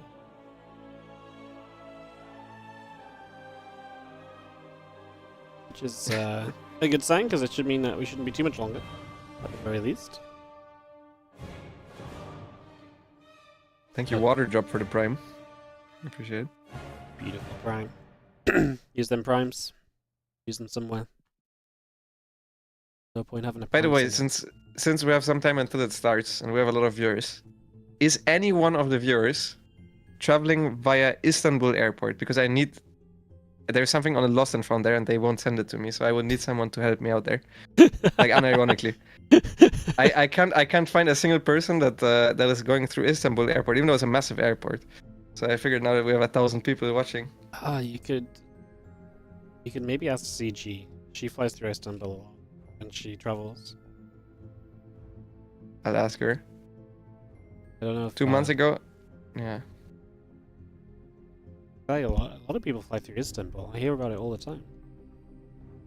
Yes, very often if you fly from here to Southeast Asia, you almost always go through Istanbul. And the funny part is I have like 5 friends that are in Thailand right now, but none of them are traveling back via Istanbul. What did he lose? I lost my headphones. And they just have them, but they won't send them to you. Yes, they have them in a lost and found. They keep them there for 3 months, but you need to pick them up. You can also obviously say that someone else can pick them up, but I also asked the delivery services if they can pick them up for me there, but no, they can't. So I need an actual person to go there. They're lost and found at the airport. It's just like, nah, I feel like it's reasonable for you to come back and get them, like, at an airport of all places. It's post the check-in as well. It's not even like I can ask someone that lives in Istanbul. I need someone with an airplane ticket. This is the most ridiculous thing ever.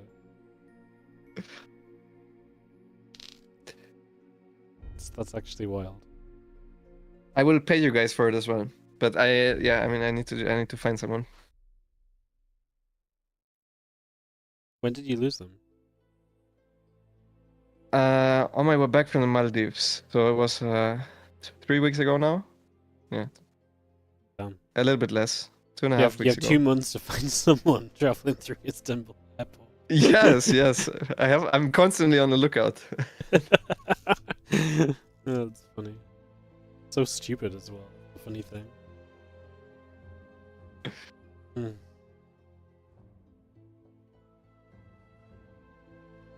So Clem's restarting his PC. He's just logging back in now, so that is the current delay.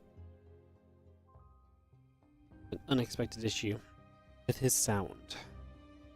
Do you get sound issues a lot? Like In game, no. Yeah, I feel like some people get sound issues all the time. I'm just like, I don't get it, you know. I don't. I've never had a sound issue in Starcraft. Mm.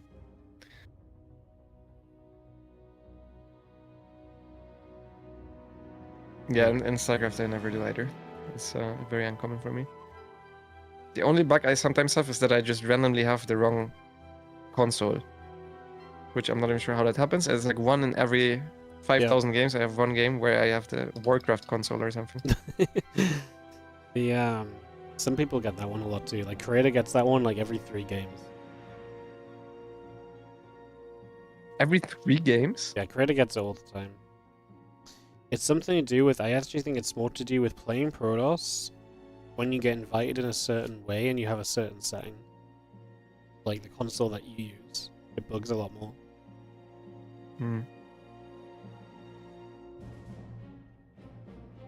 I think specifically when other people host the lobby as well, get invited in, it has more chance to bug. But, I mean, I don't know if there's a reasonable fix for it. It's just what we figured out over time. Thumb's readying up, so I think we're going to be good to go in a sec. I can't believe we don't have a single person here traveling through Istanbul. I had high hopes for this, honestly. that was my best shot. I guess I need to find some online forums where people travel or something. It must be possible. Like, but I trust the Starcraft viewers, you know, if I just tell some random from the internet. they might just go and claim some headphones. Yeah, they're expensive headphones.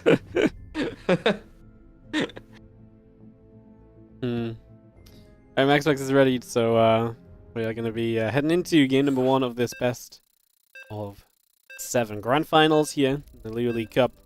Last few weeks have come down to this. It's between Maxpax and Clem. You double your money pretty much for winning this, so a lot on the line. So just over $1,000 or so difference for first and second place. And one of these 2 top-tier European players is going to take it down as we start up on Ultralove this TVP. Yes, sir. We've loaded in map number 1 of the grand finals of the Lulu Cup. In the bottom left-hand side, it is the blue Terran player representing Team Liquid. It is Clem.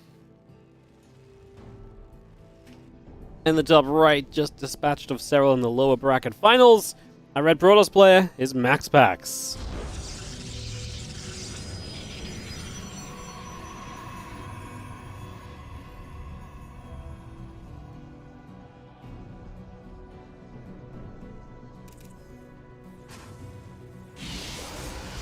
So it's some TVP between 2 players that play each other a lot. It's going to be very interesting to see, like you said. I think, you know, do either of these guys have something planned for the other? Now that this is a bit of a bigger series than just the weekly cup finals, you know, there's definitely a possibility. You know, you think about who you might meet in these tournaments. Maxpax and Clem definitely think about meeting each other. They both know they're very good, so it'll be interesting to see if we have some more intriguing kind of openers kind of planned between these guys. As a series that I do think a lot of these games are going to be decided between kind of 8 and 10 minutes, where some Clem aggression or Maxpax aggression goes well and the follow-up is just game ending. So we will see, as we do have our probe coming across to start us out, nibbling up at an SCV. Oh, Maxpax didn't go for the wall off. I'm sure there will be some mind games that we're not aware of. I honestly think these are 2 players that don't keep stuff secret for these open cups. They care about winning, and then they just go from series to series. So from whatever they know the other guy played last, and they're going to try to blank counter the opponent in the next series they play against each other. And they don't strike me as players that keep something hidden. There's different player archetypes. For example, I will keep my strategies hidden, sometimes for months, to the point where I might not even get to use them because they get patched out of the game, and I don't get to play against the players where I have it specifically saved up for. I had this happen to me multiple times, but I would never use it in an open cup because I wait exactly for opportunities like this. But I think Maxpax and Clem don't exactly act like that. So I think we're going to get some straight up games. We're going to get some solid games from both sides, with probably a bit of variety when it comes to the opening phase. As Clem already opening up with a 2-gas Reaper into Reactor Factory, so a little bit more on the offensive side. Yeah, a little bit more aggressive from Clem right from the very get-go here. We'll give him some tech options off the faster factory, the starport coming online as well, command center and the SCV coming through as the Reaper just makes its way around towards the upper side. Twilight Council, Nexus and Warp Gate all building, and the Reaper will well, have a look to poke into the main base in the next few moments. It's going to be a Hellion drop with a proxy starport against a Twilight opening, so it's very important for Maxpax to understand what is happening. So far, both of his adepts stayed at home, and he doesn't know that there even is a reactor factory out. It's important for him to understand what is going on, because he then can wall at the front, and he can put all of his units towards his main base. I think that would make his life the absolute easiest. He will see that there is no CC, but he didn't go far enough to spot that there is Hellions, so he has no idea, which means he might not quite be in position for the Hellions. It is really, really, really important that he has something in the main base, because Clem is gonna head straight to the main super early on into the game. The factory is going to lift off the reactor. The factory to the tech lab. Raux gets the reactor. Hellions ready to jump into that starport medevac, and it is going to go. Dropping in the main base. This is a build Clem loves, but there's a gap in the main base that Maxpax does not have visible right now, and that is absolutely dire for him. The depth across the map is not going to help him either, and the Hellions are going to make their move into the main mineral line as we speak, and yeah, this is already looking to be horrendous. 10 workers so quickly is really bad, because you're going to save these Hellions as well. You're going to lift them up. You're going to drop them elsewhere. Like, they've got longevity in this game, and yeah, this is a very rough start for Maxpax. Game ending almost. Yes, yes. This is worse than the Glaive's last game. Yes. Just as a comparison. This was really, really, really bad. He lost 16 workers. 3 of the Hellions are still alive. Blink is not done yet. He didn't get that much damage done on the other side of the map. The Hellions are still fighting. If those shot at the probes are, I think Maxpax would have left the game. Because those probes were all clumped up. He's going to try to get a double hit. Gets one more probe, gets another one. Goes towards the main base. All of this is very annoying for Maxpax. I mean, you can look at the main base of Maxpax and you will realize where this game is at. Yeah, not enough probes on minerals. There's no workers in one of the gas. I mean, we have got a Twilight Council that's finished Blink, and that's about it. We are on 3 gateways, and the Stalker count is not great either. Clem clearly has more than enough to defend any Stalker pressure here, so this is going to be looking good. Yep, not quite sure where the Starport is supposed to fly here. I think that one was misrallied. Aside from that, Clem realizes the only way he can lose this game is if Maxpax deals a whole lot of counter-aggression damage, and he started double bunker. He already has 2 tanks out, because he started tank production right after the first couple of Hellions. So yeah, he's gonna repair back up that bunker, put the tank, sorry, puts Marine in both bunkers, and Maxpax has to go. Yep, he has no option other than just send it. He gets a siege tank, but that's a tradable kind of situation here as Clem is taking down the Stalkers. He's, like I say, no danger of losing too much here, that this is going to really fall away from him. He's still up a significant amount of workers. Obviously, Mule's on his side as well. Lose another Stalker to try and go into the main base to try and wrap around for some SCVs, but it just ain't happening realistically. I mean, Maxpax, you can see the desperation. Zealot and Stalkers warping in here. He knows he needs some serious damage, but as we keep on saying, it just ain't happening. It just ain't happening. It's only 3 gateways. He can't even properly produce from these 3 gates. GG is called. Clem takes a convincing 1-0 with a proxy starport Hellion drop, one of Clem's all-time favorite builds. And it's funny because he really hasn't used it that much lately as well. Like, I think I even was casting him recently, and I was like, man, it's funny because he used to love the Hellion drop, and he was doing like just a Hellion opener. And I was just like, man, he really doesn't use it so much anymore, but cracks it out in game 1 of this best of 7. A comfort build for him, gives him a comfortable 1-0 lead. Mm-hmm. Yeah, exactly how you want to start off that series. And yeah, as you said, he used to play it all the time, but recently not so much. So Maxpax just didn't have it on his radar. It was very important for Clem to occupy the adept on the other side of the map. His adept didn't see even a single time that the factory was on the reactor, which meant that Maxpax had no idea this was happening, and made it way harder, obviously, for him. Yeah. No, made that very tough.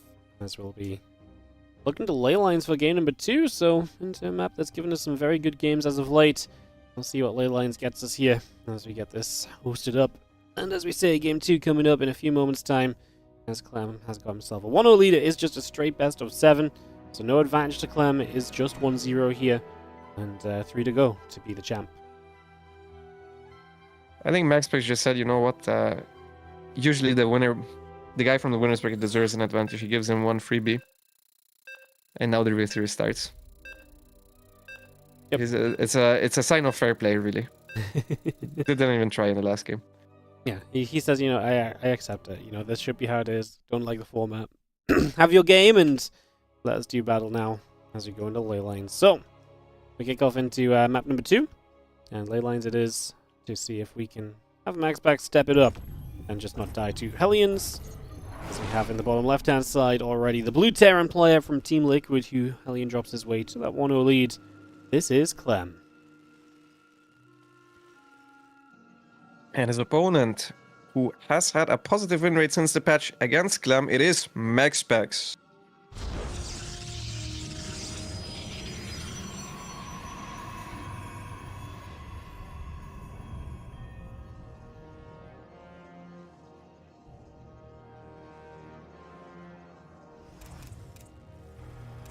Alright, game 1 was Clem's map pick, I'm pretty sure, so this means that this is Maxpax's most comfortable map. Ley lines a very standard, solid map. He opts to not wall once again, and he also opts to go for the Gateway Scout. So he's starting off that series with very safe play. I mean, theoretically, last game was also his bread and butter, a very safe opener by itself. It's just that his units were not in position because he didn't understand what was going on. So I'm pretty sure he's going to try to fix that, but Clem is not doing something similar this game. Instead, he's going for a 1 Rex expand. Only a single refinery has been made from him so far. And that means it's either Marine or Reaper and then into expansion. Yes, already mixing it up build order-wise, as the probe will come to check and obviously look for information just like that, figure out how early the expand is going to be, how quickly factory pressure may be arriving, get that information ASAP. You work from there as the probe moves into the main, the SCV comes about, and is going to go and nibble back at that probe a little bit further. Cybercore and the Zealot, building from Maxpax as the Nexus also comes down on the natural. Maxpax was actually slightly late there because of how annoying Clem was with his SCV, so Clem could have gotten the SCC down if he microed it perfectly. Either way, he did end up delaying it a little bit. Not the biggest of deals either way, where Maxpax is probably going to go adapt first again, and yeah, he's just going to look to defend the Reaper. He did finish the Zealot, so the Zealot is going to run by, and it's Reaper into Marine. It's important to see if that Reaper actually goes across the map, because if it does, his natural might be delayed a little bit. Goes for an early bunker as well, though. Gonna be very, very safe as STV pops that bunker down. Just wants to make sure he's not in danger. The Reaper is going to step forward, find the Zealot, and we'll be able to start chipping through its shield and then its HP bar. Marine is going to get onto that, so the Reaper and the Marine together. Just going to pull back, and I mean, the Zealot will try for the SCV on the bunker. Good micro from Clem, only taking that shot on the SCV so far. The SCV gets back to it. The Marine takes a trip around. Very well handled. Very well handled. Doesn't even get a hit off that Marine, and now the Adept arrives. He might get the SCV actually. No, he doesn't try to step past the Marines and the Reaper, and I can understand that. Adept most likely would have died, not worth an SCV kill, as he's trying to join up with his next Adept. Gives him a little bit of a power spike there. With 2 Adepts should definitely beat 2 Marines and a Reaper. But now the bunker comes into play. And Clem should be safe. Yeah, I mean, with the bunker up, it's very difficult to really die. You've got the Hellion. In case the Adepts do commit to shade back, the Hellion can help just pick away at the Adepts a little bit. So they're kind of safe through and through right now. You've got a wall in that main base, so the Adepts will never get into anywhere too meaningful or too drastic. As the Hellion is going to take one more shot. The Adept comes back over toward the natural. Another Adept going to join up, but already losing one Adept is kind of sad. Losing an Adept and a Zealot so far for just 1 Marine, so that's... The early game skirmishes definitely went well for Clem this game. He was opening up with a very, very, very fast Raven. He made that tackle up with the factory, so no factory unit after the Hellion. And he starts up a super early Raven that will probably try and go behind Maxpax's bases to try and harass later down the line. One Adept in this main base. There's a lot of SCVs off the line trying to help out against that Adept, and I mean, quite a lot of lost mine time here. We'll start to clean up the Adepts, but it doesn't come freely for Clem in the slightest. Oh, not at all. He missed the depot race. Oh, that Adept almost walked back into the Marine, so it doesn't even kill the Adept. You would think he kills it with the Hellion and the Reaper, right? But he doesn't. No, it doesn't happen as the Stalker hits the Hellion, turns that back around. Blink is on the way up. Obs and Nexus. Maxpax is taking that straight to the third base, and yeah, I mean, I guess Reaper and Hellion can go towards the Adept now, but Stalkers are coming as well. They're going to try and put some pressure on with that Blink done. They're going to try and take position as Clem sieges up a little bit far forward, just to try and keep an eye on where those Stalkers might come from. Yeah, this is an off position, and Maxpax playing it cautiously is very good for him. If he tried to go towards Clem's base, maybe without paying attention, would have eaten a tank shot or two. Instead, he pays perfect attention to his stalkers, then engages the moment the tank unsieges, gets a couple of free marine pickoffs. Beautiful stuff there from Maxpax. Stalkers will step with the observer again, try and find some more of those picks, try and find some more of these moves over the next little bit as the stalkers come in. Marines and tanks will start to take some damage, some hits coming down as the Raven actually cleans out the observer. Yeah, that's a good pickoff. Clem's just trying to posture, but this is quite scary, which it means that he does nothing back in his own natural, and I was about to say, if Maxpax just bypasses his units, he finds a pure bunker, and he can still just run past that. In the main base there is next to nothing, all the SCVs pulled right away, but it's now just SCVs against the Stalkers. He's trying to flank with the tanks, but if Maxpax blinks towards the bottom instead of the bottom right, that means trouble for Clem. A lot of SCVs are going down, and I think he... Yeah, I think he tried to defend too far forward, and he's getting punished for it. Yeah, I think just working around that obviously gives Maxpax an opening and a way in, and he finds that opening. Gets a ton of workers, kills off the Raven. I mean, Clem now probably feels some pressure to kind of maybe just send it to some extent, but this is really not ideal. I mean, no workers mining gas in the main base. He does not have medevacs yet. He's still waiting on upgrades. Maxpax is going to recover from that recall and be right back on the map, ready to kind of, you know, pick away at units if they try and move across. Yeah, it is so important to try and do exactly that, pick off the units. Make it hard for the Terran to move out, try to force some siege ups. And Clem is very committed now. He doesn't have a third CC even on the way, whereas Maxpax already is thinking about taking a fourth. I don't think he maybe necessarily needs to do that at this point. I think for now, as long as he defends this push without dying, I think he's in a good spot. 100% with you as the SCVs will continue mine away. By going to come across, stemming after some of those stalkers. Prism around the bottom side is going to head toward the main base as well. Stalkers, gotta be careful. A couple tanks are sieging up, and they could make those stalkers' lives miserable if you're not careful. So gotta be cautious. But yeah, stalkers in the main base, and Clem does not really have an answer. Sorry, not stalkers. Zealots in the main base, even better. As Clem gets a few units back, we do not warp anything in just yet as Maxpax. As Clem, I really do think, just has to focus on trying to get something done on the other side. 100%. He actually deals with this quite well. A lot of his SCVs were already 1 HP, so that was harder than it might have looked. But Clem's army doesn't look that threatening anymore. He hasn't reinforced it because of the Zealot War Prism. All of his units now stayed at home that he has produced throughout the past 30 seconds or so. And now he sieges up. Maxpax still needs to respect his army. He has an Immortal that popped out. Good Guardian Shield. It's a nice tank spot though, with 2 Widow Mines at the back. Trying to make it hard for Maxpax to engage here.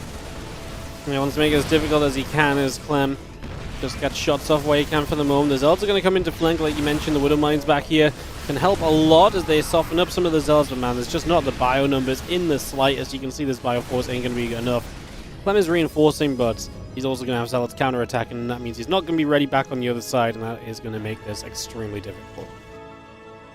Yep, his third CC is now finishing up, so he's going to try to equalize a little bit in terms of economy, but Maxpax's fort is obviously already up, and he has no anti-Colossus whatsoever, which means he's going to have to fall back here. Zealots in the natural, Zealots in the main.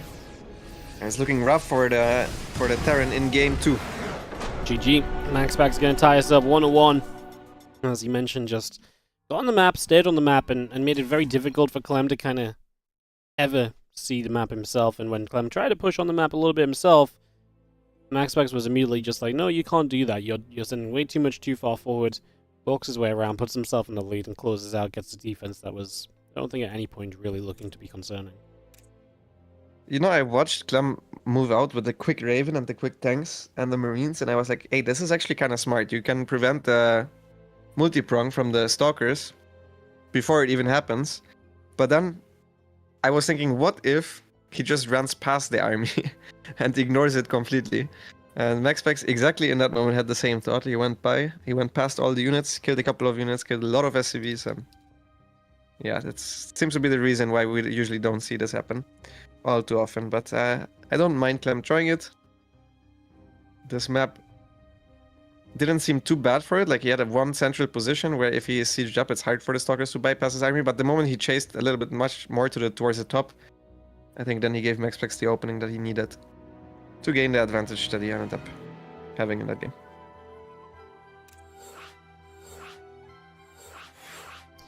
All right, we're going to hop on into game number 3. Let's get you an invite. And remember to join the live. I'm so used to us being in a party, I'm not mentally prepped to actually join the game myself. I keep forgetting. Yeah, the thing is, if I press join of my friends list, it bugs every single time. Yeah. So I need to wait until someone invites me. Alright. It's okay. I'll be more in tune with it as we go to Whispers of Gold. So another small map here in terms of maybe some aggression. Good one for Clem to get across the map on, for example, with some of those tank pushes, as he can get across quickly. So maybe we'll see something like that come to play as we head to Whispers of Gold. Also, a nasty map for Blink Stalker aggression. It's just it will be a firework of the early game, early mid game phase, which is what we come to expect from these two, anyways, right? Absolutely, the 100% kind of, like I said, you know, expect kind of damage early, and a lot of games to be figured out by 8 to 10 minutes. That's been what we've had so far, and maps like this only promote that playstyle from both of them. Bottom right, Red Bros player will be Maxpax, bringing it back to tied up 1-1 here in this best of 7. And his opponent in top left, Team Liquid's Clem.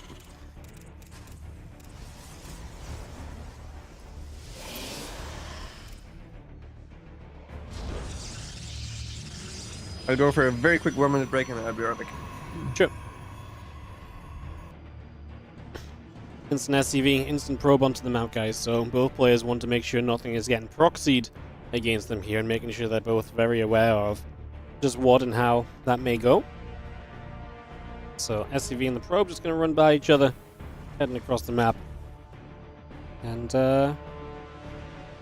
yeah, just going to have both units going to get in there. I mean, this means that the SCV can, of course, engineering bay block.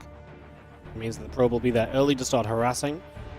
And that will be our setup. So engineering bay block gives Clem a little bit of control in the game, slows Maxpax down, maybe forces Maxpax to take an out of position base as well. There's the SCV and the probe.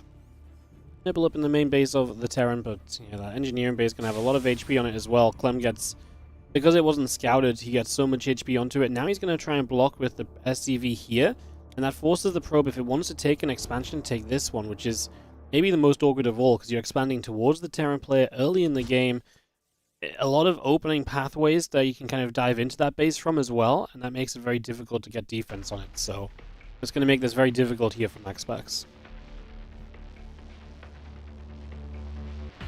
SCV turns around the other way, factoring the reactor coming up. Nexus assimilator coming through too.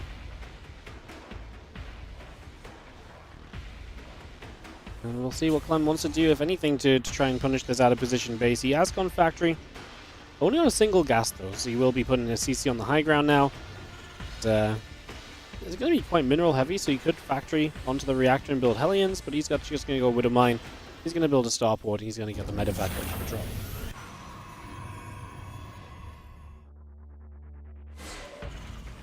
So we'll get that starport started, and the Twilight Council builds from Maxpax, showing us once again that he's very happy to go into a blink play. Really no surprises about that. That is a lot of what we're expecting to see. As that Adept continues to the upper left-hand side, is about to walk into the main. Well, into the wall off on the main, I should say.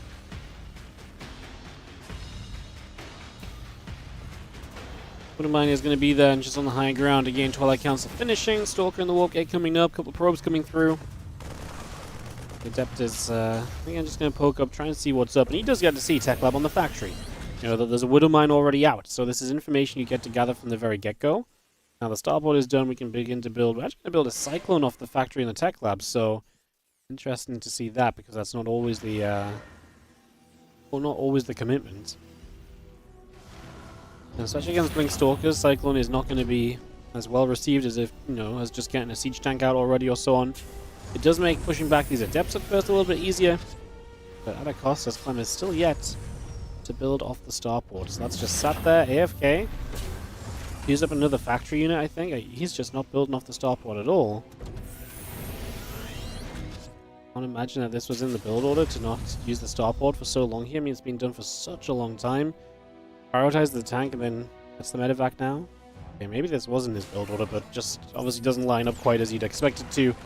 As the Cyclone will start to lock onto an Adept, and it's going to be met by Stalkers. The Stalkers hide themselves, now reveal, and gets the Cyclone snipe. So Cyclone goes down, and one of Clem's early tech units is taken out of the equation immediately. I'm back.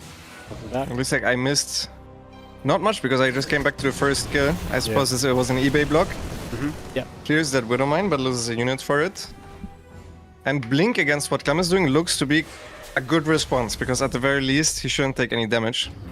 From that attack he's already on the map, so it's gonna make it hard for Clem to move out. This is a counter to a potential Stargate play, which a lot of Protoss players, if they get blocked, they do end up going for the Stargate, so... Maxpax not falling for that, instead just opening up with a normal Blink, and I like his position so far. Yeah, it looks very good for him. I think that's kind of the piece of information that ties all together, that Clem went for the Cyclone to deal with the Stargate, but there was no Stargate, and so the Cyclone really didn't do much, and hence Maxpax now has opportunities here. There's a siege tank in the main base, but the other units are spread out. We actually can take some shots on the Stalker. Just gotta be careful, but we'll find our way around and try and hit this mineral line. The tank is well positioned though. Maybe he can hit the gas, I'm not entirely sure, but it is protecting all the extra add-ons, protecting the attack lab that's soon gonna research Stim, which is usually the most important piece of equipment that you definitely don't want to lose as a Terran. So yeah, good defensive setup, but also not the most committed push ever from Maxpax.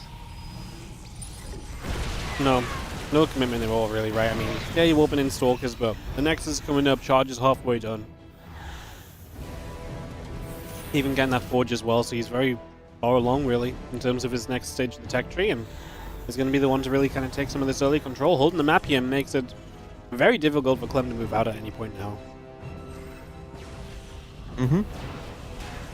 Finds a little spot where he can hit the refinery, tanks a tank shot, but keeps most of his stalkers, or all of his stalkers in that case, alive. He's adding 5 extra gateways, so he wants to crush Clem's push with Stalker, Zealot, and Guardian Shield. And he's probably going to want to counterattack at the same time as well. Usually as a Terran I always feel very uncomfortable in the positions where I had to make a lot of early tanks, and then there's mass charge lots because you don't quite know, can I now move out with all the tanks? Then tanks are not that good against Zealots overall. And Maxpax already is even getting ready for the next stage, which is the Robo Bay.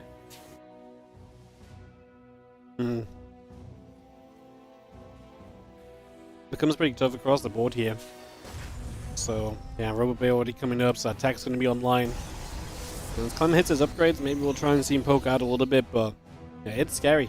With Charge done, you're right, like, tanks do not deal well with the Zealots, and you can very easily get overmassed, and Clem does not have all the information in the world, right? Like, he doesn't know what the follow-up is, so he does not know what he'd be pushing out into, so hard to make comfortable decisions right now. He's gonna move out with everything. He's gonna try at the very least. Maxpax will be ready to meet it with the Stalkers at the front. He has the War Prism set up for the backstab. He has a lot of Zealots out. There won't be a Colossus, so he will have to take this fight without AoE. The Raven also is still a threat with that anti-armor missile. Almost lost it there. Good counterattack though already with the Zealots.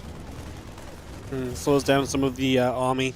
Makes Clem aware of that, makes it so it's going to be difficult for him to reinforce or justify reinforcing, as we have got the Raven going down. So the Raven doesn't do much at all. That's a great snipe from Maxpax, really depowers what Clem could be working with here as he tries to push tanks a bit further up. Loses the medevac that lifted up the units as well. Maxpax with great control in this fight. Yeah, Clem needs to back off right now, otherwise the Zealots that are getting warped in are going to come into flank. These are coming in way too early though. I'm not sure why the rest of the army is not going. If that one was synced up, Maxpax would have eaten Clem's army alive, like Harrison likes to say. Clem this way because it was desynced though. Gets out alive still, it's a bad position for him. Clem already is done with his +1. He has a port base on the way. His Colossus are now popping out as well. It's looking good for the Danish brothers. Yes, it is. I mean, he can absolutely push right now because the Zealots can tank some of those tank shots as well. Let's see what he can do. He can maybe kind of slide into the natural here. He's actually going to turn. He just believes he's done enough to actually be able to engage the army right now. So in we go. One Colossus only. Does not take any shots during this. Clem doesn't target fire it.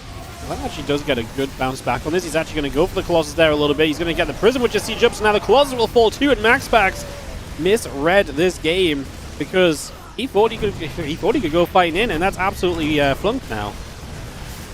So that was not it wasn't with a concave. He first thought he might just circumvent the tank spot from Clem, run into the natural, and you realize, okay, this might not be possible. I'm gonna lose half my army on the way there. And instead he loses the entire army since he decides to engage. I mean, that was not his moment to attack. Colossus range was not done. He had extra Colossus on the way that wasn't there. He had a bunch of Zealots that were not in the fight. That was an awful engagement. Now Clem is the one with a big lead who's trying to push into Maxpax's fort base, which would have never been possible without Maxpax's attack, he still has so many Zealots on the other side of the map. These force fields are keeping him alive. He also has a second Colossus. Let's see if he can be the one that brings it back now. Yeah, it's going to be very difficult. Battery's already drained of energy. Gazelle's going to force Clem off of his third base. Again, keep reinforcements back to deal with those as well. And Clem is just going to start target firing this base down. He's taking a lot of damage. I mean, there's another Colossus showing up from the top, so... And two Colossus together, will that be enough? A few Marauders trying to busy themselves. Gazelle's coming from the other side. Clem has to kite back away from this. Decides to lift up and get out, and Maxpax is going to defend. And Clem killed some probes. Doesn't kill the base. Still has a good army supply lead to maybe keep going with. The problem is going to be the Colossus count. About to be 3. Very tough for Clem to compete with the Colossus count that's getting to be that high. Yeah, sick upgrades as well from Maxpax. So Maxpax's position on the supply, it doesn't look that good, but in terms of the raw army value and how good his army actually is, he still is in this. He's down 20 supply, but he has better upgrades and he has Colossus out against a meager Viking count of 2, now 3. And right away he's trying to be active on the map again. Clem is backstabbing with a 4 medevac drop. It's not gonna kill the Forge in time, and the recall is forced. There's 3 Colossus without much else, but they're protected from a lot of buildings. So Clem needs to back off from the main base of Maxpax, while Clem is also moving towards the other side. Maxpax ready to intercept the medevac, only gets the empty one though, and now Maxpax completely out of position, loses fort base. So Clem gets the 4th base, loses some units in the process. The Stalker's going to come up. The Vikings are going to find the Warp Prism, which is likely going to die. I mean, it's walking into the middle of nowhere. It's going to get chased down. Very difficult to save that, because if you turn left, the Vikings will intercept it. It's just going to die. These medevacs, though, are not having a good time at all, so Clem losing units still as he tries to bring these aggressive units into position again, but is so far being denied. Yes. Maxpax has not yet restarted the base. I think he needs to get that sorted out. Clem definitely in the lead now. He has 2-2 on the way. He can wait until he's maxed. He should have a Viking count good enough against this Colossus, and then he should be in a good position. As Maxpax is now the one that once again feels like he's in a good enough spot to move out on the map. Be aggressive, be active. He's trying to find the 2 medevacs. But he's gonna barely miss them, I think. Oh, never mind, gets one, but that's an empty one again. Yeah, the worst one for him to get, unfortunately.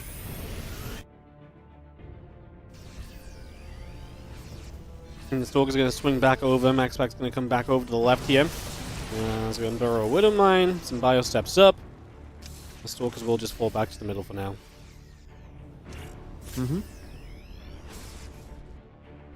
Yeah, double expansion, Dark Shrine on the way. Maxpax wants to be active with his army.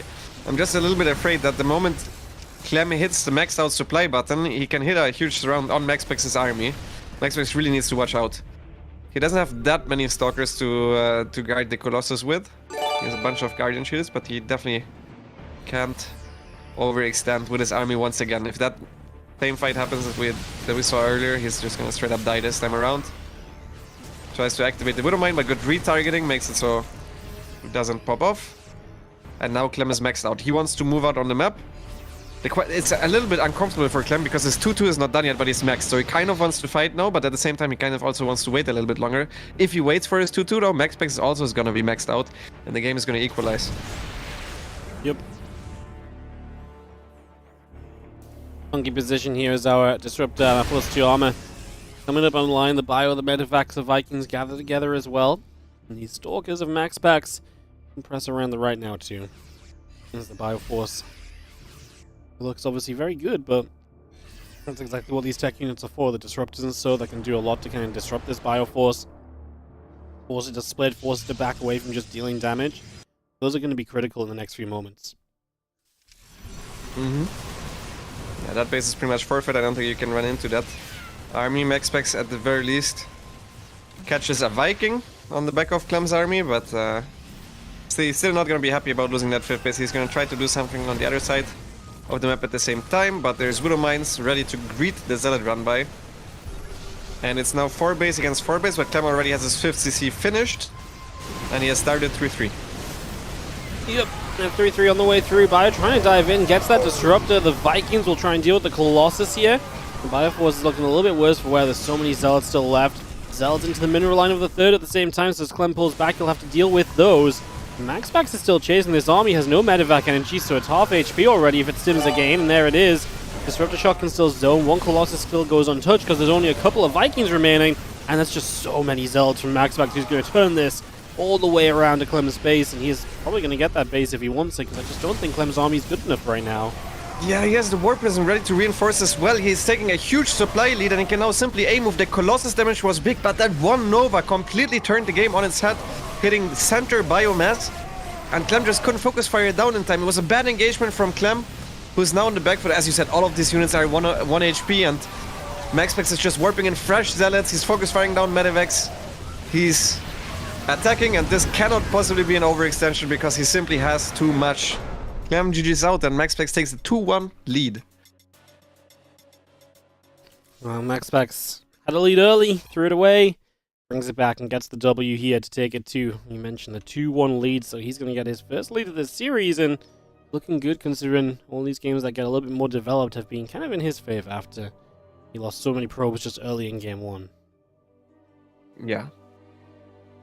I mean, I was very worried after his attack, but he brought it back. He kept his cool. He played. He didn't play scared all of a sudden just because he made a mistake with that first attack. He kept being on the map. He kept being active, and he played a great game there. But it was really that one fight where Clem made a huge mistake that completely tipped it. That one Disruptor killed like so many Marines. It was also only on Marines, so the extra range there on the Disruptor did better than the damage nerf, basically. Alright, well, we wait for a game 4 to come up as Maxpax and Clem will be trading some games. Obviously, Clem now behind in the series. His chance to come back, bring it back, tie it up. We'll see what he can do. Okay, lobby's up. Yep.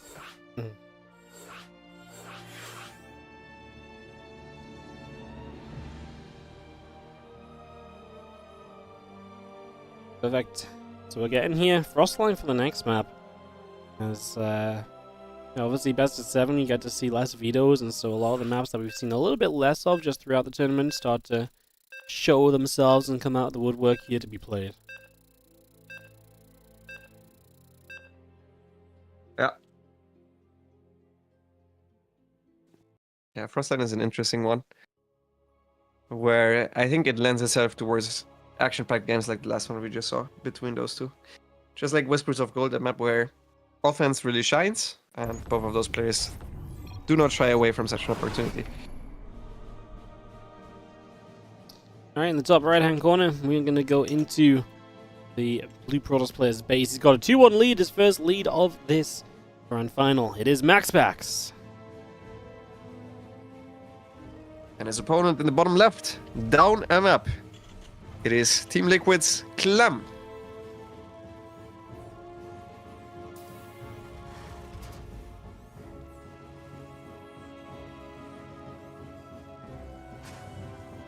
Outside of that Hellion drop, Clem is kind of just struggling a little bit early. Maxpax is getting into good spots where he's controlling the map, and Clem is seemingly struggling with it.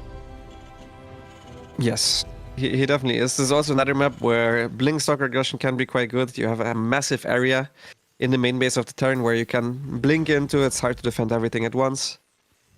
Clem opting to go for the 2 gas once again here. So similar to game number 1, no eBay block, just a normal 2 gas, get up an early factory. Try to get more units on the map early on and maybe do some damage to Maxpax that way.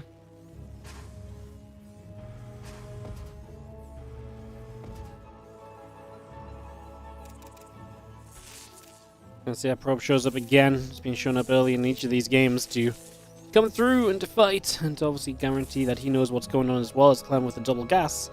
Going to switch back towards what he did in the first game, which is double gas at least. Obviously not necessarily a Hellion drop right now, but sets him up to potentially be a bit more aggressive.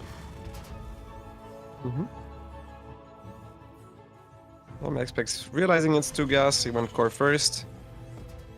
This time around it's not going to be a double Hellion drop, otherwise the factory would be built, or a quad Hellion drop, otherwise the factory would be built right next to the barracks. Maxpax this time around, I'm also pretty sure he's just going to go ahead and make sure he gets that scouting information with the adepts, because that is what cost him the one game where he ended up losing. In almost a cheap fashion, some would say. It felt a little bit cheap, that win. Like, I don't think I would feel too bad if I just lose to a Hellion drop.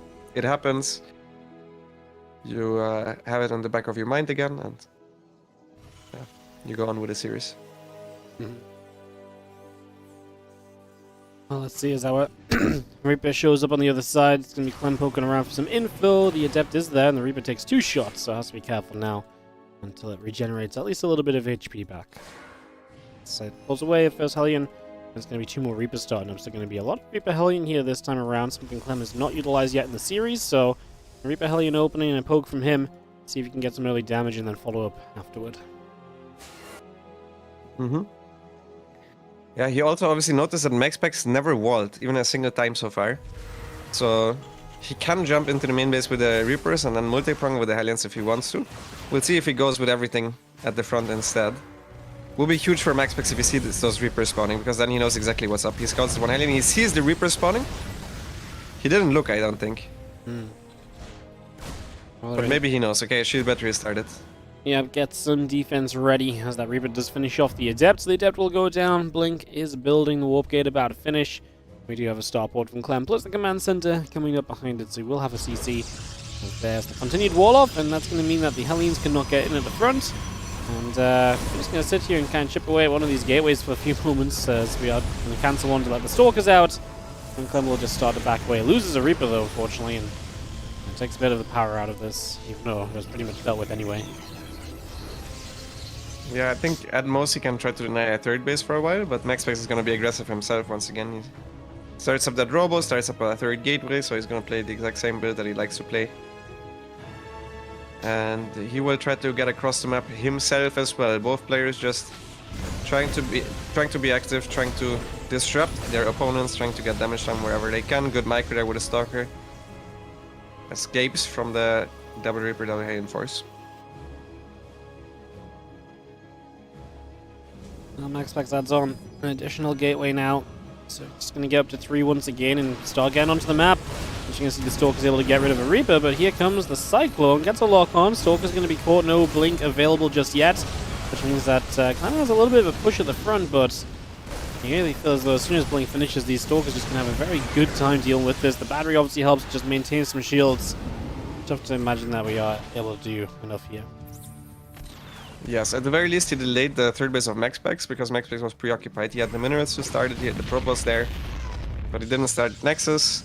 So that is nice. Now he still has the medevac on the other side of the map, and he's also escaped with the Reaper and the Hellion. So he's gonna counter-attack. He's gonna try to make Maxpax's life a little bit harder, where he will have to micro in multiple places at once. That's where we saw Hero on this very map fall apart against Gumiho. But Maxpax is not Hero, he's very fast and there is no tank ready here. The Liberator is out of position, the tank now has just spawned. Can Maxpax jump on it? Does he pay attention to the right place at the right time? He kills the first tank, doesn't lose a single Stalker for it, and gets out with all of the Stalkers. Yep. Well, I mean, at the same time, Clem is getting some workers as well. So he is able to get some workers in return. This drop is seeing its final moments here, though. As Clem will lose out in his units. Maxpax is still on the other side of the map and able to poke about and still see if he can find more. He's going to blink through the natural. That's going to be -1 Stalker, though. And this explosive early game is starting to settle down. Maxpax still has an army supply lead and still has position on the map with units reinforcing now. Clem has no way to keep Maxpax from bringing other units from the other, to keep Maxpax keeping some units at home, right? So now everything can come the other way. Yeah, and he only has one tank. He didn't even start a third tank right away, and with that one tank that he lost, he's in trouble right now. He's in big trouble, I think. Maxpax has split off the one Stalker. He checked for the tank. There was no tank there, so instead he's trying to focus fire down the bunker. Bunker goes down, and this can snowball so quickly. The tank was ready in the main base. It wasn't ready in the natural. He didn't have the second tank, and it's GG. The moment that tank dies, I think the game is pretty much lost. Because Maxpax, even though he lost some workers at home, he cleared up all the pressure, as you said. He had nothing left to pin back Maxpax's Stalker on his own side of the map, and Maxpax takes the 3-1 lead. Oh, now he gets 3 match points as he just needs to win, yeah, one of these next 3 games, and he is going to have himself the championship. Which is impressive, because it starts so ferociously from Clem, but he has just been so good at these early games, and Clem is not even getting to start setting up anymore, you know? Like, he's just not getting anywhere. Yeah, he really is not getting anywhere. I mean, so far, just really good early game, really clean micro, not losing too much as well against Clem's aggression, which is not easy. I mean, you see a lot of other Protosses falter. We have seen him play, Clem play against Skillus, for example, where he won almost all the early games. He won the games right away. He's played against Hero the round after, where he also won. It was very, very. It makes it even more impressive, you know. No, it's yeah, it's been a pretty sick run, and now it just needs to do the final touch to it as we get ready for that in the next few moments. Lobby is coming up, so we will jump in and see if Clem can win a game to extend this series, or if Maxpax is just going to run away with it today. It's always fascinating when these two play, because I feel like some days Maxpax's aggression is really just something Clem can't deal with. Other days it's the other way around, and then some days they just play these long games where no one can get anything done early game, and it just kind of plays on out as we get into Amygdala for map number 4. Map number 5 right now. Yes.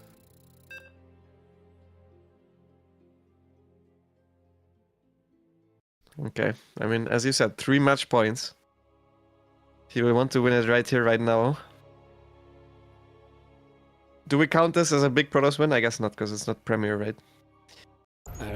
You can kind of for what you want, and it doesn't. It really depends what story you want to tell, right? Yeah. That's how everyone else is going to use it. So. That is true.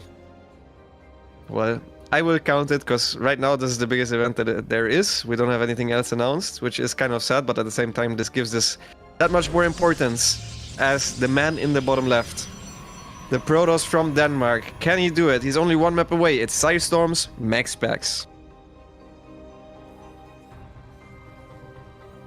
In the top right, our blue Terran player from Team Liquid. This is Clem. Needs to win 3 maps in a row to get it done. Yeah. In the winner bracket, he also had to win 3 maps in a row. And he actually did that against a guy called Serral, so I wouldn't put it past him, as he's already ready to eBay block on this map. Or is it a second barracks? He's a Marauder, actually. Oh. Cheeky Clem. Early scout though from Maxpax. Yeah, he is going to get across the map. We'll see if we can figure out a little bit of something going on here. Just have the probe heading towards the upper right-hand side. He's about to arrive and get some scouting done. Yes. Let's see if he can count workers, because there's 2 SCVs missing from the amount that there should usually be. And you normally check at least the double gas. He doesn't even check the double gas. That is really bad for him. He's now going to try to deny the CC on the low ground. Sees a second depot go up. This now looks like 2 gas for him. He obviously has no scouting information whatsoever. Could be a Reaper spawning, so he goes away with the probe. This is bad for Maxpax. This is bad for Maxpax. He doesn't understand exactly what's going on.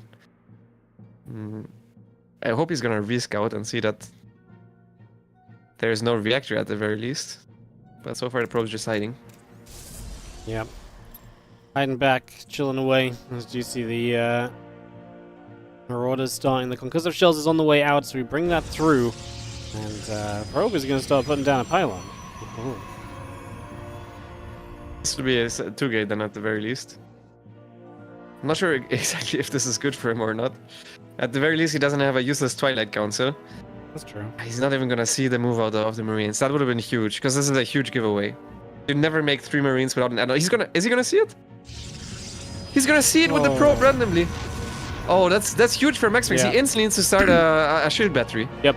He knows what's up. He sees the Marines coming. Battery will start. and defenses will be prepared as, I mean, yeah, this probe just gets to spot it, so cancels the gateway, is going to come forward with the probe and just keep an eye on the natural, which is obviously not there at all, and is not going to be anytime soon as Clem is committing to this push. 2 batteries on the way up. The probe sees the Marauders coming. The batteries are still not quite done yet. Can we buy some time with these Stalkers? The Adept taking the first concussive shells has to pull this Stalker away right now, you would imagine. To go back and forth, and we are going to start defending this so far. Needs to get that bunker at some point, but not a major rush, as Maxpax is just going to shut it down. Clem says GG, and Maxpax is just right then and there going to win this tournament. Huge congratulations to Maxpax for winning the Lulu Cup. I think it's the biggest tournament that he won so far. I mean, I think maybe the Pig Festival tournament was theoretically more prizeful, but this had every player playing their absolute best. The only player that was theoretically missing was Maru, but I'm not really sure if he plays right now. So, I mean, I would be very, very satisfied if I was the Prince of Denmark, the legend carrying the Protoss race at this point. Congrats to Maxpax. Very well deserved. Yeah, very well deserved. Played some great games. I mean, his run in this tournament was not freaking easy either, right? I mean, you have to, you come out of a group with Skilless, Shin, and Solar in first place, then you beat Dark. The only loss in the tournament is to Serral before you go through Skilless and then Raynor, Serral, and Clem. I mean, it's not getting much tougher than that, really. Be hard-pressed to make a more difficult route. Yeah, he beat all the top Zergs. All of them, and then he beat the best Terran. And yeah, the only race in which he didn't beat the absolute best player is Protoss, but he even beat Skillus twice, so a very impressive run, and yeah, not much more to add. It's truly well done. Yep, it's going to be it for the tournament. It's been a lot of fun. It's been a lot of fun games. It's been great, fun casting with you as well, mate. It was fun to do a bunch of days in a row. Yeah, I liked it as well, always at the same time, besides today. Yeah, 1 hour late, I bet. It was a nice routine. Thanks for having me, Wardy. And No worries. Thank you also to the Wardy chat for being nice and welcoming. Yeah, it was... To the Lambros. It was fun. Hopefully we have something to cast again soon. I hope so, Yeah. I hope so. Yeah, hopefully. Alright, I'll hang up because I gotta go cast 6 more best of 5, so... Okay, well then. Good luck with See that. you later. Have fun. Bye-bye. Alrighty guys, so yes, that's it for the Liuli Cup. Unfortunately for you guys, I have probably about another 6 hours of Starcraft 2 coming up for you all, because we have got the OSC Championship continuing here today. And we're going to the winner bracket as well, which means that if you want to hear from the following players, we're going to have Hero versus Skillus, Maxpax versus Cure, Geralt versus Christiana, Shin versus Clem, another match between some of the winners of those series, and then Arcfire Nightmare to round it out. Those 6 best of 5s are coming up right now. So we're going to be on Twitch. We're just going to get right on into it. On YouTube, I'm going to send you guys to the new YouTube stream. You guys will get redirected there automatically. If you don't find it for whatever reason, if it doesn't work, then you should just be able to go to our YouTube channel and find the new live stream. It will be live in a couple of moments.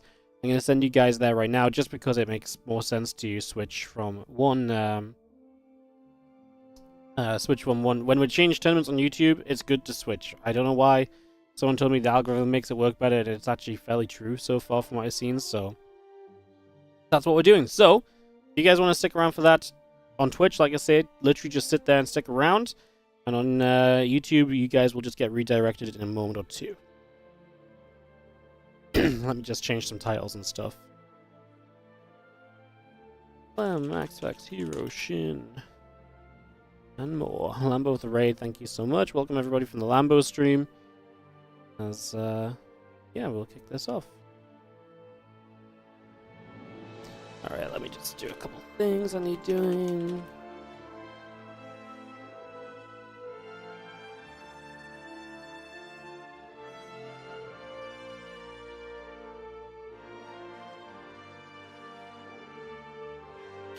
Cool. Alright, YouTube, I will send you guys over. I just need to tell the YouTube stream where to actually send you guys. Like I say, 6 best of 5s of StarCraft 2 still coming up. Customization, add a redirect to the OSC Championship page for the day, save. And I'll send you guys over that right now, and we'll go live there immediately.